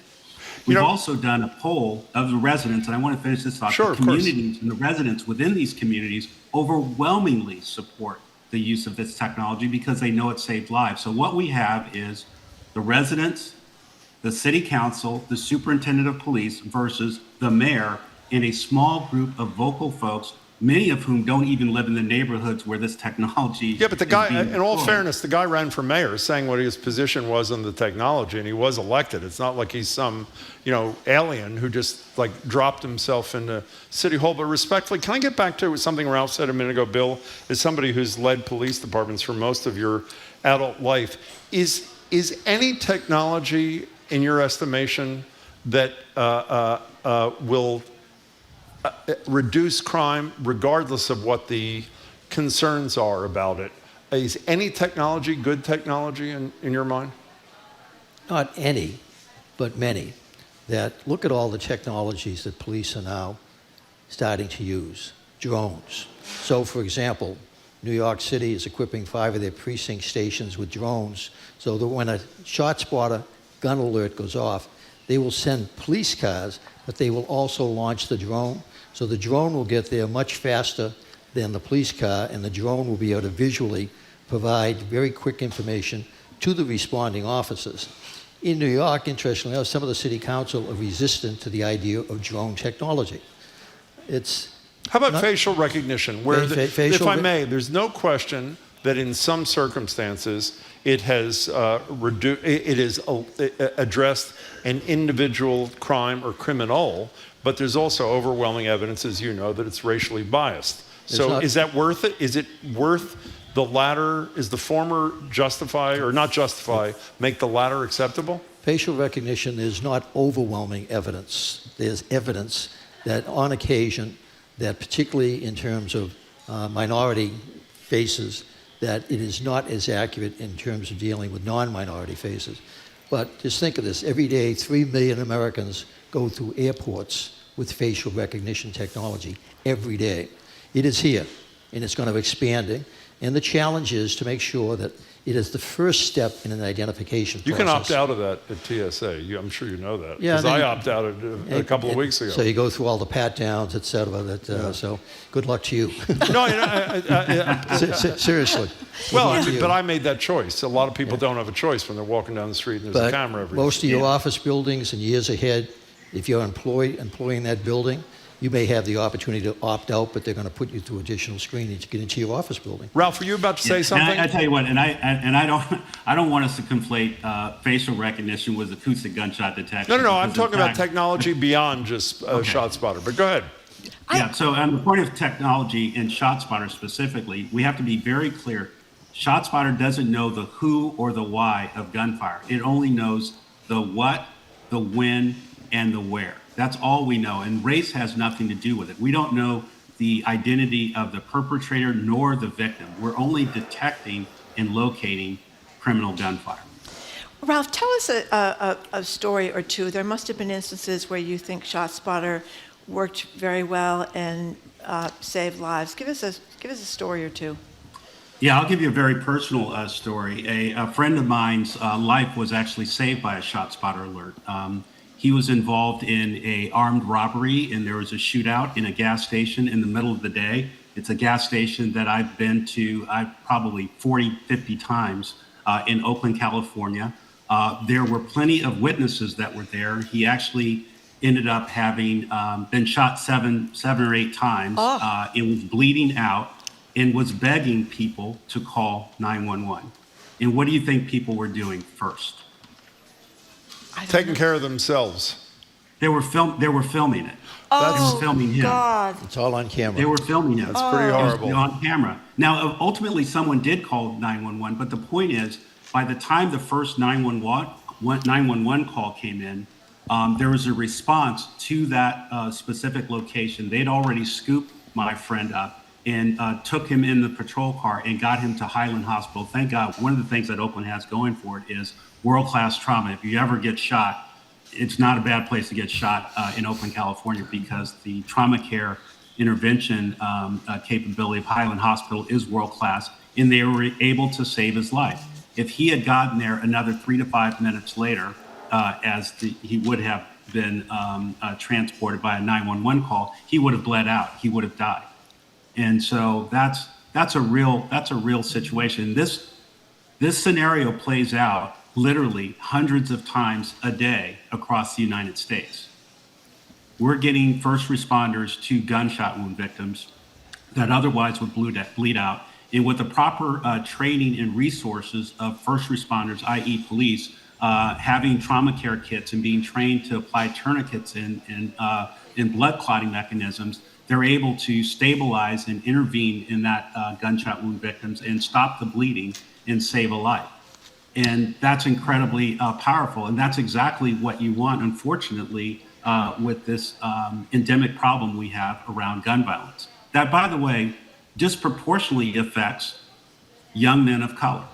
And that's why I'm so passionate about this work, is that we're making a difference in saving lives. Ralph Clark, Bill Bratton, we really appreciate your perspective, and thank you so much for spending time with us today. Thank you very much, both of you, for being here. We've been speaking with Ralph Clark of ShotSpotter's parent company, Sound Thinking, and Bill Bratton, Executive Chairman of Teneo Risk? Teneo Risk, okay, I didn't want to screw that up. By the way, guys, I love your studio. This is great. Isn't it great? Isn't it gorgeous? Yes, I know, we we're do very too. lucky. Thank you, Bill. Bill Bratton, of course, is former police commissioner of New York City and Boston, former chief of the Los Angeles Police Department. Coming up after a quick break, quite the transition here. This is our Am I the A-Hole segment, the bedtime edition. You're listening to Boston Public Radio, 89.7 GBH, live from the Boston Public Library and streaming online at youtube.com/GBH News. Programs comes from you. And Gloucester Stage, presenting Wish You Were Here by Pulitzer Prize winner Sanaz Tusi. Girlfriends gather to plan weddings, trade dirty jokes, and weather Iran's revolution. Starts August 9th. GloucesterStage.com. And The Adventure Park at Heritage Museums and Gardens. Zipline and climbing trails for all ages, 7 days a week this summer, rain or shine. More at myadventurepark.com. Welcome back to Boston Public Radio. Jim Browdy and Margery live from the library, streaming online at youtube.com/GBH News. Just a little bit of an update of conversation we had with Kelly Beatty about the how the two astronauts stranded in space are not stranded in space. CNN is now reporting, I shouldn't laugh, that the two astronauts could return home in 2025, which is really quite unfortunate. Yeah, that's a little ways off. It is. In any case, since I'm off tomorrow, we're moving Margery's favorite segment up a day, Am I the A-Hole? You know the drill. We find a real-life conundrum, allegedly, on Reddit. We present it to you to weigh in on the phone or the text. Here's today's scenario. A live-in couple works different hours. The guy goes to bed early, and he works early, so he goes to bed about 8 o'clock p.m. The woman has been going to bed every night with him for the past 4 years. They've lived together, but has recently changed her habits. Since she doesn't work until later in the day, she started staying up later at night, but her boyfriend says it's harder for him to fall asleep without her next to him and has asked her to resume going to bed when he does. So who is the a-hole? The man who expects his partner to go to bed at the same time every night so they don't get disturbed by the late night antics of the woman in this case? Or is the woman the a-hole for wanting to maintain some autonomy and independence and maybe read a book or do whatever people do after 9 p.m. every night? I wouldn't know. The number is 877-301-8970. And more broadly, Margery, do you wake up or go to bed at the same time as your partner, or do you prefer some peace and quiet once in a while when they're sound asleep? 877-301-8970. Is it unreasonable for the man to say, I would like you to go to sleep when I go to sleep, for a whole variety of reasons? Yes or no? No, you go first today. No, I will not go first today. I'm trying to weasel out of what my real position is here. It is rather unfair, I would say. I would have to admit, look at the look on your face, for the guy to say to the woman who doesn't have to get up till later the next day that she must come to bed at the same time that he does. I would admit that that is rather aholic, let's put it that way. I would say so too. But I have a solution. What is it? What you should do is you should get into bed with them. They can have sex. Then he can go to sleep, and And she he can gets come back up. out, and she can watch Netflix or Housewives of Los Angeles, whatever she wants to watch on television, or maybe go out with her sister. I mean, this guy, her sister came to visit, the woman's sister came to visit for a couple of weeks, and she wanted to go out with her sister and some other friends, and he was ticked off about it. He still wanted her to come and Well, get why don't in they go bed for lunch? at 8 o'clock at night. Well, because a lot of people like to go out and socialize in the evening. They do? Yes, yes. And so, and then he says, then she talked about how she had to sit in her phone, be on her phone in bed next to him for hours, reading on her phone until she got tired enough to go to sleep. Because apparently, if she tried to move and get out of bed, that upset him too. So I don't know. It seems to be a little bit demanding. I mean, most people don't like to go to bed at 8 o'clock at night, unless you are someone who gets up at 4 o'clock in the morning because you have a job that requires that. It doesn't seem like you should make your partner go through the same Let me ordeal just say, as you are. personally, if I'm having a wild night, I'll stay up till late. I mean, I will do that. 877-301-8970. Even though I am siding with you on this issue, I mean, there are certain people, when you have a partner, who have a hard time falling asleep. How do you deal with that? I mean, you made light. They should have sex. She gets up. He falls asleep. Apparently, he's a light sleeper, according to the Reddit kind of thing. So there seems to have to be some middle ground here. You don't agree with that? I gave you the middle ground. No, I know they have sex, and maybe they don't want to do that every night. And maybe they also, and he's a light sleeper. How do you deal with that problem? I Exactly. think that you should not impose your sleeping issues on your partner. That's probably true. That is true. It's Okay. not probably true. What do you think, Jean in North Reading? You are first. Hello, Jean. Yes, our hours have changed too. They have? Along with his hours. Yeah. And I work overnight, and he gets up at 4 and goes to work. And it's hard for me to stay in bed because I move around, you know, and he does have to get up at 4 in the morning. So how you dealing with that? Well, I usually get out of bed and go downstairs because I go to work at 11. Yeah. And it's not easy, Yeah. It's hard, but usually when he has his days off, Sunday, Monday, then I'll stay in bed. Do you ever think of getting a different part to be some compromise? If they've been together 4 years, they apparently have some a commonality, but it is a real problem. Do you acknowledge it's a problem? I acknowledge it as a problem. Okay, fine. The boyfriend needs to grow a pair or take melatonin. We all need our time alone. My marriage would not have lasted this long without it. Wow. And then Stephen from Yarmouth says separate bedrooms, but that's not going to work because Doesn't he wants solve his problem. her in the bed with What him. if he got an inflatable, like a lot of people do? I'm told men do.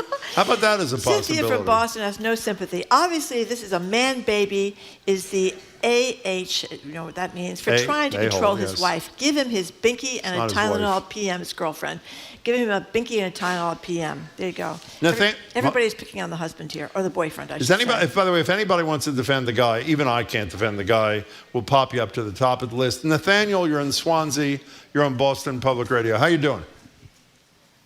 Hi, I'm doing great. I just wanted to say, usually me and my girlfriend, she offered, I used to work overnights, and she started offering, she said, hey, I'll sleep with you till you fall asleep. And then, even then, I just have an extra pillow in bed and cuddle that thing. I mean, come on, make it work. Well, yeah, how about that? How about that? I think that's very... But you're not forced. She's doing this voluntarily, correct? This is not coercive, correct, Nathaniel? No, she volunteered. Yeah, absolutely. That's very nice. Now, how does she feel about the fact that you can't tell the difference between her and a pillow? Exactly. Well, I've been using a body pillow for a while at this point, so I got she's the substitute for the body pillow. She's the substitute. Oh, yeah. Let's hope she's not listening. Nathaniel, thank you for your perspective. We Okay. appreciate it. Here's Melissa from Marlborough. Seriously? Is this guy 10 years old? This is so juvenile. Does his mom still cut his meat up when he has a steak? Gee whiz. Close the bedroom door, pal. And then here's another texter who says, I have the opposite issue. I wish my partner would come to bed at a different time, but he insists on going to bed whenever I do, no matter what time it is. Can't he leave me alone? Wow. That relationship's going well, too, isn't it? 877-301-8970. This is our MIBA Hall a day early because I'm off tomorrow and Margery didn't want to miss the opportunity. Here's Michelle from Acton. She says, negotiate a couple of early nights per week, maybe. That's a great idea. She can still get up later. Otherwise, he is the a-hole for being such a dictator. How about that? I like that, too. Donna in Pembroke, you're next on Boston Public Radio. We're doing the MIBA Hall thing. Hi there. Hi there. Well, I think that they should get either separate beds or separate bedrooms. They would both get much better sleep. And I think if he can't sleep by himself, well, like everybody else has said, he's kind of a baby. Yeah, it's sort of a failing relationship kind of thing here, I think. Donna, thank you for your call. We appreciate it. Listen to this. Red flags are going up. This guy sounds like a stage 5 clinger. This woman needs to run away from this guy as soon as possible. So there you go. So Nicole, our colleague, says, is it bad if I make my dog sleep when I want to sleep? Am I a baby? You had Harry the P, best dog from C to C for years. Did he go to sleep when you went to sleep? Absolutely. He was Well, they sleep. always want to, yeah, don't they? they? Always want to go to sleep. Dogs sleep a lot, thank No, goodness. I don't mean just go to sleep. They want to be near you and, like, touching you, right? They do. Lots of dogs do. Luckily, I had a little dog. It's a little bit more difficult if you have a big dog, Jim, and not a big bed. You know what I mean? I do know what you mean. 877-301-8970 is the number. Lynn watching on YouTube said, I wonder if these marooned astronauts can get absentee ballots on the question. By the way, you know, in a moment of seriousness here, is this not I mean, I know Kelly Beatty knows everything about the space industry. Are you not concerned these astronauts are going to be there for another 4, 5, 6 months at minimum? Well, they were only supposed to be there for 10 days. Yeah, for 10 days. So that's a little bit difficult. But he says that these things, I mean, they had all these thrusters, right, that didn't work. I mean, he talked about a massive number of thrusters on this, whatever it is, it gets them back and forth. So I guess they're stuck until they can fix it. But back to the question of the hour, whether or not who is the a-hole in the situation where the boyfriend wants the girlfriend to get in bed with him every night at 8 o'clock because he goes to bed really early because he has a job that starts early in the morning. Who is the a-hole? I don't think we have a single person who is blaming the girlfriend here. Yeah, but someone said a minute ago something I thought was a wonderful compromise, is why doesn't she do it a little bit earlier? Get in bed with him a couple nights a week. And why doesn't he stay up a little later a couple nights a week? Maybe he'll be tired the next day. It accommodates her concerns. That's right. Accommodate his concerns. It's a negotiation. That's what I was saying. Thank you very much. Not be able to negotiate. Here's another texter. He needs a teddy bear and she needs a divorce. If they have issues like that, they should at least have separate beds if he's so sensitive. And then Deirdre from Plymouth says, no one should be dictating bedtime. Some of us are night owls, have different schedules. Also, sex doesn't have to be only at bedtime. And what is she supposed to do? Lay there and see if he wants to have sex and wait till he falls asleep like a baby. He is the a-hole, ... Now, Jamie just wrote us a note. Jamie was not born when it's true, when the Lucille Ball show was on television. He said, can't they just get Lucy and Ricky beds? Can you explain to young listeners what Lucy and Ricky beds are? Well, forever on television, if you watched any comedies like Dick Van Dyke, Dick Van Dyke, they always slept in separate single beds. Twin beds. It was a big deal to have a double bed, a couple in the same bed on television for like years, all during the 60s. How do you know about the Lucille Ball show? Yeah. You used to watch it? Yeah. Nickelodeon has a lot of those old shows, right? I love that Nickelodeon station. Bernadette in the car. What do you think, Bernadette? Oh, hi. Well, I have a great solution. If they're married, and it sounds like maybe they're not, while she goes to bed with him and tucks him in, then she can spend several hours Googling a great divorce attorney. And if they're not married, then she could Google a really good therapist because she needs one. By the way, I agree. This is a serious. They're not married. They're partners. I agree. This is a really serious issue. But it's not like just a logistical kind of thing. Brenda, thanks for the call. By the way, Zoe's even younger than you, right? Zoe's younger than you. Zoe says, yes, I grew up on I Love Lucy. Yeah, it's a great show. It was a great show. It's on TV Land. They have a lot of those old shows on Excuse me. Do you have any idea what TV Land is? No, but I used to watch Nickelodeon all the time. Okay. They had a lot of the great shows So on what do you mean Nickelodeon. it's on TV Land? Well, she said it's on TV. Who said it's on TV Land? Zoe did. Oh, I'm she producer, did? so I assume she Okay, knows fine. what she's talking about.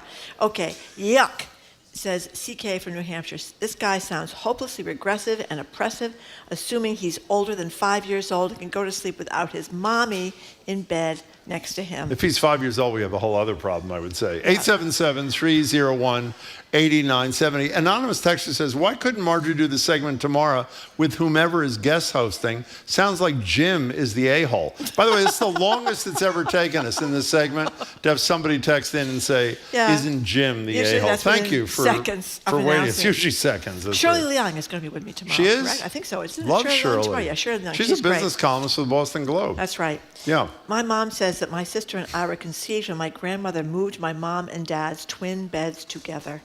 Wow. Wow. They were really But don't you daring. fall through the thing there? I don't know, Jim. That's what J.D. Vance used to do with the thing. No, that wasn't true. Oh, that's not true. No, I'm that's sorry. not true. Take that back. It was not in his book. That was a fake news. They were saying that he was having sex with his couch Yeah, he when was he was not having younger. He sex was with his not couch. apparently not doing that. Yana from Watertown. What do you think, Yana? Hello there. Hi, how are you guys? I think we're good. Thank you for asking. What's up? Awesome. So my boyfriend and I have been together for 6 years, living together 3 years. I am the early bird. He is the night owl. I typically get up around 5 or 6 o'clock. Now I'm getting up at 7 o'clock, starting my day at 8. And he's still going to bed at 10:30, 11 o'clock, and it's now our dog that is putting us to bed. Wait, it's what again? Our dog is putting us to bed. Oh, okay. Wait a minute. What do you mean? He'll say it's time.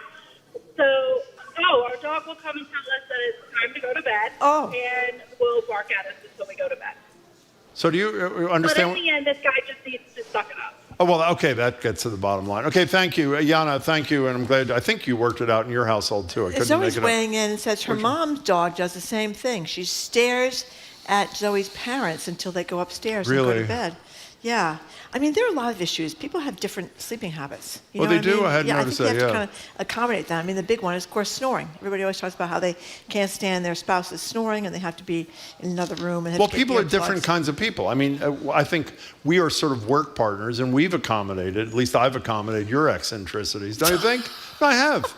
I would say that the opposite is. Look, can I have one? Give me one example. I don't think you've accommodated much, Jim. I think the accommodating has been one-sided. But you know what people argue about too? Some people like the windows open, some people like the windows closed, some people like air conditioning, some people don't like air conditioning. That's a very good point. Some people can't put up with the snoring, some people can. Wow. I mean, I think there are a whole lot It's of amazing. issues. A lot of important issues you raised there. Yes, they and are. I think David Rhode Island says it's time for her to move on. Was that a cow reference, or what was I that? think so. What was the point of that? I think so. Okay. And then a lot of people are saying that Temu, that website, TEMU, Yeah, what is it? has a lot of adult dolls you can buy.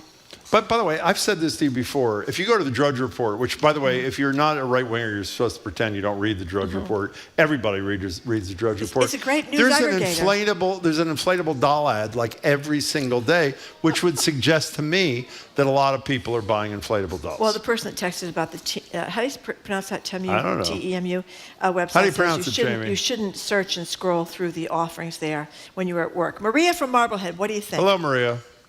Hi, guys. Temu, that's how you say it. Temu, Sorry. thank you. Temu. I was not close at all. It was close enough. Whatever. Okay. Maria, say something. So, for many years I've asked people who are older than I am what makes their relationship work if they've been married for a long time. And I have a lot of friends in my age group who have said that separate bedrooms when they can work it out Oh, my God. really save their marriages. Because of what? Because of snoring or rolling over or Because they don't stealing the like each blankets other, I think, is part of it. What? Oh, well, there's that. But I mean, all kinds of snoring, different schedules, the need for, privacy. Why do you have to have the same room? Whoops. Yeah. A lot of people need time alone. Maria, we're losing you. Thanks for the call. Well, what's the most famous relationship? Again, it's a guy we're not supposed to mention. We're partners. I think they were married partners. Not only had separate bedrooms, lived on opposite sides of Central Park. Oh, Mia Farrow and Woody Allen. That's right. And the great mystery writer, detective writer Robert Parker. Right around here. Yeah, he in Cambridge. I think they lived in separate parts of the house. I didn't know that. Is he that had true? one part of the house, she had another part of the house. What was that about? Yeah, Just Katharine independence Hepburn kind of thing? said couples should live next door. They shouldn't live in the same house. A lot of people feel You like interviewed that. Katharine Hepburn once, didn't you, or did you? Audrey Hepburn. Audrey Hepburn. Right. Audrey Hepburn for an hour. For an hour. Was I remember my that on great NECN. thrill. I was running out of Yeah. questions after. It was one of my early in my television career, Jim. I didn't really Pretty plot exciting. things out. Oh my God, yeah, it was great to talk to her and all about her movies. But she did a lot of great work for the United Nations with kids. That was why she was there to talk about that. So anyway, we are almost out of time here, but We're not really. We have time for. We're not taking this call apparently. In any case, you want to wrap this up, Margery. One of the things you do better than anybody, by the way, is you wrap up conversations. So do you want to wrap this up? Where do we get on this? I'm just looking to see if there's any other really good. There's a lot of people. Very angry people. A lot of people are saying that you have to compromise on these kinds of things. Todd in Attleboro says, I go to bed a little later than my husband, and he has an earlier job. We don't need to go to sleep at the same time anymore. I have a Pomeranian, and if we didn't come upstairs to bed by 8:30, she would bark at the top of the stairs to tell us it was time to go to bed. That should have been our topic instead of this stupid topic. What, the dog? The dogs. The dog ordering the parents. Are they parents? We call them parents? You're not supposed to call dog owners anymore, I don't think. Your mom and dad of the dog, or two moms whatever or two they dads. are, yeah. Yeah, okay. Okay, is that it? Yes, Thank everyone. God. There's not a single person here, just to sum this up, who thinks that the woman is the jerk here. Everybody thinks the man is the jerk. He's a little baby. He's oppressive and he's controlling, and she should ditch Well, you know him. what they're saying? It was a stupid choice of topic by us, and I agree with that, Margery. Do you want to say thank you for everybody? Hello? Show's over. It was my topic. No, I oops, chose sorry. it.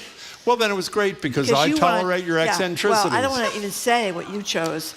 Thank God we Do didn't not do that. say what I won't. chose. You're so embarrassed. Here he is. I am so a little embarrassed. Luckily, I stepped in and said, "We're not doing that, Jim."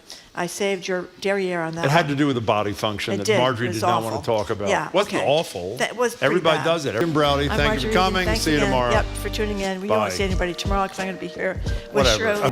What's interesting? What's going on around town? We're talking all things arts and culture on The Culture Show. Next on GBH 89.7. Reese here with you. Thanks for listening. Later today, I've got Beethoven's Third Piano Quartet and Haydn's The Bear Symphony on the way. Here now, Christoph Eschenbach and the Paris Orchestra with Ravel's Minuet Antique.